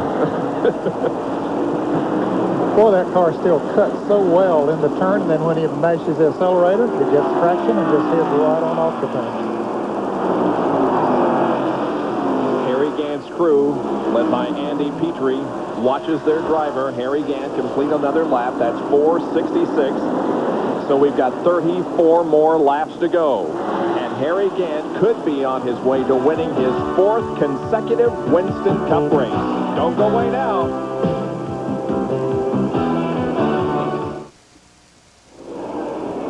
The Goody's 500 with 469 laps completed. There is the man of the day. Harry Gant, he is the leader of this race. I am sitting here in disbelief. Ned and Benny are. Everybody in our production truck are just absolutely amazed and awed at what this man has done this afternoon. Coming back from a crash that appeared to eliminate his chances of winning, he has come through the entire field. He has taken the lead. He is pulling away from second place, Brett Bodine. Harry Gant on his way to his 4th consecutive Winston Cup win. I am suitably impressed by the job that Harry Gant has done today. This is exciting. Riding with Jeff Bodine in the Budweiser Ford. Jeff currently is shown in 22nd position. It's about 15 laps down. Harry Gant 2 cars in front of Jeff Bodine. Now, Harry's got some heavy traffic right in front of him. We see all these cars. So this has got to be a concern, although there's no one pressuring him. Still, these guys in front could slip. Yep. The brakes go away, have a flat tire. Several things could happen that could knock Harry Gant out of the race. So anytime you're in this kind of traffic, it has to be a concern. Oh, right there. Chad Little almost started on the outside of Bill Elliott when Harry was out there, too. But fortunately, he saw him in time and backed off. Here's the field summary for you again. Watch for your favorite driver, and see where he is in the standings right now. Now, historically, if we were to put everything into perspective, historically, we'll probably have another caution period in this race, which is going to bunch the field again and create some more interest. But if we don't, it appears as if, and if his car can hold together, it appears as if Gant will pull off his 4th straight win. And they can go the rest of the way, Bob, on fuel. They should not have to make another pit stop. Darrell Waltrip just did make a pit stop, though, which maybe was unscheduled, but he came in for a change of right-side tires on the Western Auto Chevrolet. There we saw Richard Petty, 30th. He has been back. Oh! You talked, Bob, you said something about a caution flag? There it is. It's Morgan Shepherd. Maybe not. Across the racetrack. Yeah, it is. Yes, it is. The caution is out. And we have debris on the racetrack also. One of those wrenches that you adjust the chassis laying there on the turn. Somebody has lost one. How about that? So the field is slowed for the 15th time today. Harry Gant's pit crew is ready for his final stop of the afternoon. Once again, always a concern here because we saw John Kernan talk about a lug nut jamming in the socket. That can happen any time. There's 20 nuts, 20 lug nuts going to be changed this time. At any time, that nut could jam inside that socket. Here's a replay of the spin then. We've seen these two cars battling. Ricky Rudd on the inside, Morgan Shepherd on the outside. They touch going into the turn, and it spins Morgan Shepherd around, and pit stops coming up. That was a battle for position. Jerry Punch is right there with Harry Gant. And the Skull crew, the critical pit stop for them. They will have to beat the Quaker State crew here if they can.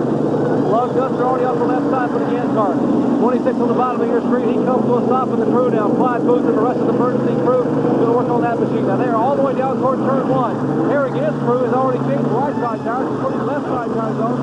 Now left side of 46 again is off the jack, and he is headed down pit road. The jack is going up on the left side of the Brett Bodine car, so Gant will once again beat him back to turn 1. Great pit work, guys. Brett Bodine will come out second. Ernie Irvin 4th, and Dale Earnhardt 3rd. We'll take another break. We've got less than 25 laps to go at Martinsville. Back at Martinsville, Virginia, where the Goody's 500 is still under caution, now with only 19 more laps to go, and the one more lap signal is being given. They'll line up this way. Harry Gant, Brett Bodine, Dale Earnhardt, Ernie Irvin, and Terry Labonte. Only cars on the lead lap may now go on that outside line. All the other cars got to go on the inside. So Harry Gant will take the lead. Brett Bodine will be on his back bumper. Then Earnhardt, as you said, Ernie Irvin, Labonte, Prater, Art Martin, Rusty Wallace, and the list goes on. Here's the crowd on its feet, waving, cheering. Harry Gant, green flag, out once again. Dale Earnhardt accelerated, ran in the back of Brett Bodine about to start finish line, but backed off. There's no damage to either car. Ooh, there's some tight racing there. Sterling Marlin is sideways in 22. Yeah, he almost lost his finish. He caused a lot of damage there, but he kept it down on the inside and got it squared away. Boy, you know, if I were Brett Bodine, I'm not sure that I would try to make... Ooh, here's Earnhardt trying to make a move on Brett. I'm not sure I'd mess around with Harry Gant. The fans are going to come out of the stands. He stopped the race and beat up for Divitt. Exactly. I wouldn't want to be the guy that shot Santa Claus, I'll tell you that. That's about what it'd be like. We mentioned this earlier, but the last driver to win 4 consecutive Winston Cup races was Dale Earnhardt in 1987 at Darlington, North Wilkesboro, Bristol, and Martinsville. Look at this traffic jam. Behind Terry Labonte, it's Schrader, Martin, Rusty Wallace, Ricky Rudd. Rudd's on the inside trying to take that spot away. That's 4 points if he can just get by. It'll be 5 points when you're in the top 6. Then after that, from 6th through 12th, is 4 points. 16, make that 14 laps to go. Oh, Rudd. He's on the inside, but not able. Rusty Wallace got back by him. Early Marlin really getting pushed around out there because he was a lap down and up there battling with those guys, and they're battling for position. Yeah, Earnhardt was the big benefactor of this caution flag because I don't know exactly where he was running going in, was about 5th or 6th probably, and he now is up in 3rd spot. And the guy that lost the most was Jimmy Hensley because he's pitted on the back stretch, went from 5th to 10th. Yeah, that was a tough break for him, and there's not a thing in the world he could do about it. He couldn't come into the pits until after all the guys pitting on the front stretch had already entered the pits, so they're going to have their work done by the time he's entered the pits over there. Second, third, and fourth as Harry Gant continues to lead.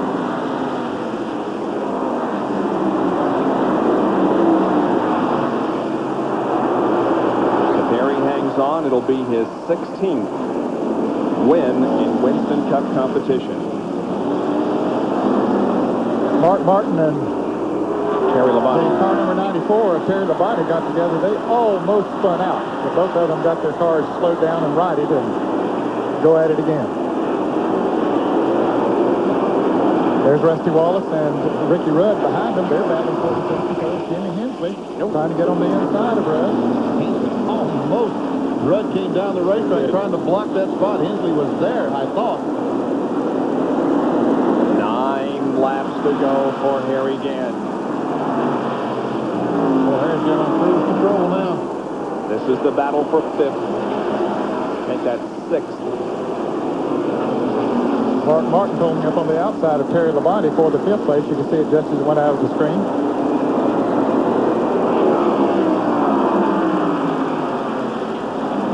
There it is. There it is. That's 5th position they're battling for. Martin has the nose out in front going into turn 1. He'll try to get down on the inside of the racetrack and does.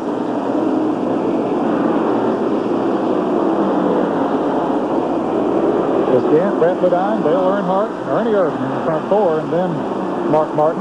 Davey Allison spun over between 1 and 2, but did a 360, got the car back going again. No caution flag. Did some agricultural racing, cut some grass over there in 2. Next time by, it'll be 6 laps to go for Harry Gant. 494 completed. Dale Earnhardt runs in 3rd position right now.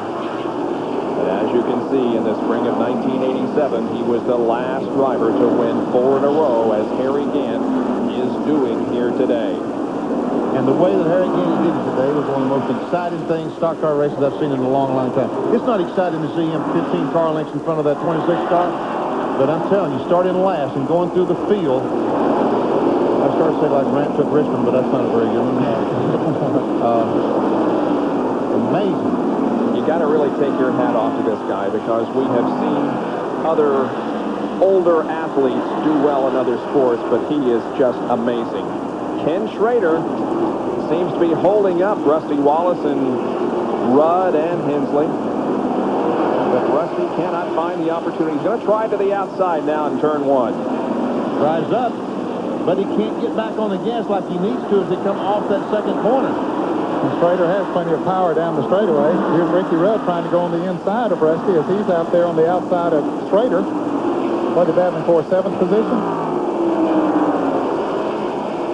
Rusty won't give it up. Ooh, they collide going in turn 1. And there's Jimmy Hensley right in there. He's just looking for a place to go. He might be the fastest of all of them, but they just won't give him any running room. Now Rusty has 7th. Rudd has 8th. Schrader holding on to 9th, but Hensley wanting it. And next time around, Harry will get the white flag. 1 more lap to go. Boy, the crowd is just waiting to explode. They're already shaking their fists and waving. Here's Gant with the white flag. 1 more lap to go for 51-year-old Harry Gant and his 4th consecutive Winston Cup win. We have seen history made here this afternoon, and what Harry has done. He puts the car into turn number 3. He now sees the checkered flag from Doyle Ford. Here it is. Gant wins the Goodies 500.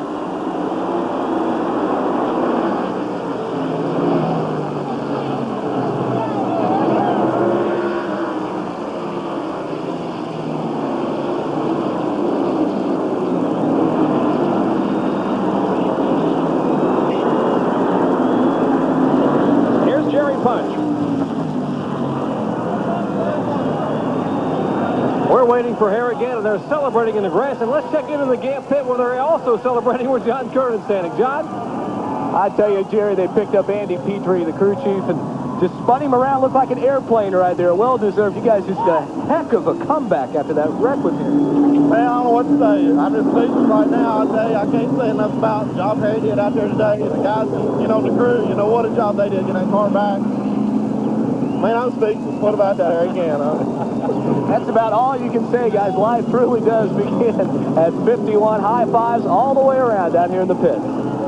4th consecutive win, 16th Winston Cup career win, and Harry Gant has won 5 races in 1991. Well, you're going to hear quite a bit of applause when this young man gets out of his car here in just a moment, because the fans are going to go crazy. Here's Jerry Punch in victory lane. And a big smile from Harry Gant, Handsome Harry, they call him. Indeed, it fits. And Harry, after a nice cold drink, congratulations on a tremendous, unbelievable run. Yeah, thank you. You know, the car was just super all day. We could run longer on the tires, it seemed like, than anybody else. And unfortunately there, you know, Rusty got a little over anxious because I was just tooling around there, and I thought he was too, and I didn't think he was going to try to run by me, you know, like that. So them Brents, you know, we got together, but the old car came in there, passed them all back. Did you think you could come back and win it after having the accident and all the damage on the front of the car? You had to start dead last. Well, you know, I really didn't know to start with until I got to 5th. When I got to 5th, I knew I could have done, because all I had to do is keep in mind not to wear the tires out. Just take my time, you know. When I started backing off, I started catching them real easy then. And, you know, we had perfect tires. We were set to go all the way there at the end. We didn't need the last caution. Harry, 4 in a row and 5 to go. Can you do it?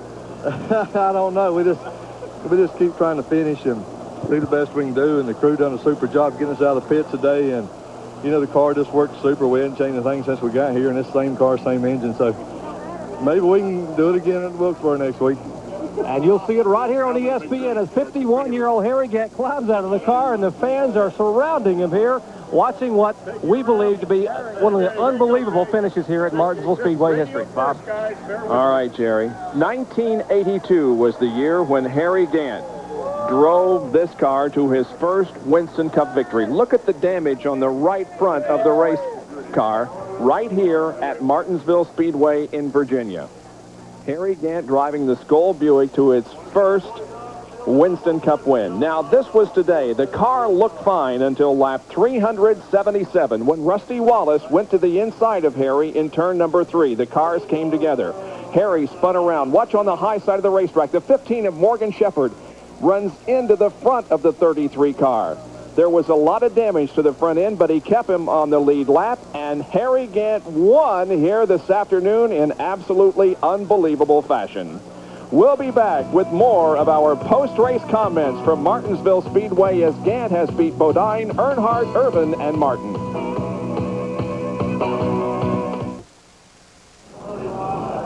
The Goodies 500 is over here at Martinsville. We're going to show you a complete field rundown. There's the top 5. Harry Gant beating Brett Bodine, Dale Earnhardt, Ernie Irvin, and Mark Martin. And guys, that was fun. That was unbelievable today. I crossed Harry off. I said he's not going to win 4 in a row, and he comes back and does it. Well, it was a tremendous effort, no doubt about that. Morgan Shepherd winding up in 11th place, and CDW Darrell Waltrip down there in 15th. He didn't do as well as I think he expected or we expected here today. Dale Jarrett finishing in 18th position. Ted Musgrave finished 20th. That'll help Bobby Hamilton 17th, so Hamilton will actually gain advantage on the tight Winston Cup rookie points battle that's going on. Alan Kowicki finished in 22nd position. There you can see Richard Petty. He had a scary situation during the course of the event as a little bit of fire was seen under that car, but he winds up in 30th position, and then Joe Ruttman 31st and 32nd. Our congratulations to Harry Gant on his fine performance here this afternoon. Thank you for watching. Don't forget Speed Week Thursday night at 7:30 Eastern Time. For Ned Jarrett, Benny Parsons, John Kernan, and Dr. Jerry Punch, this is Bob Jenkins. So long, everyone.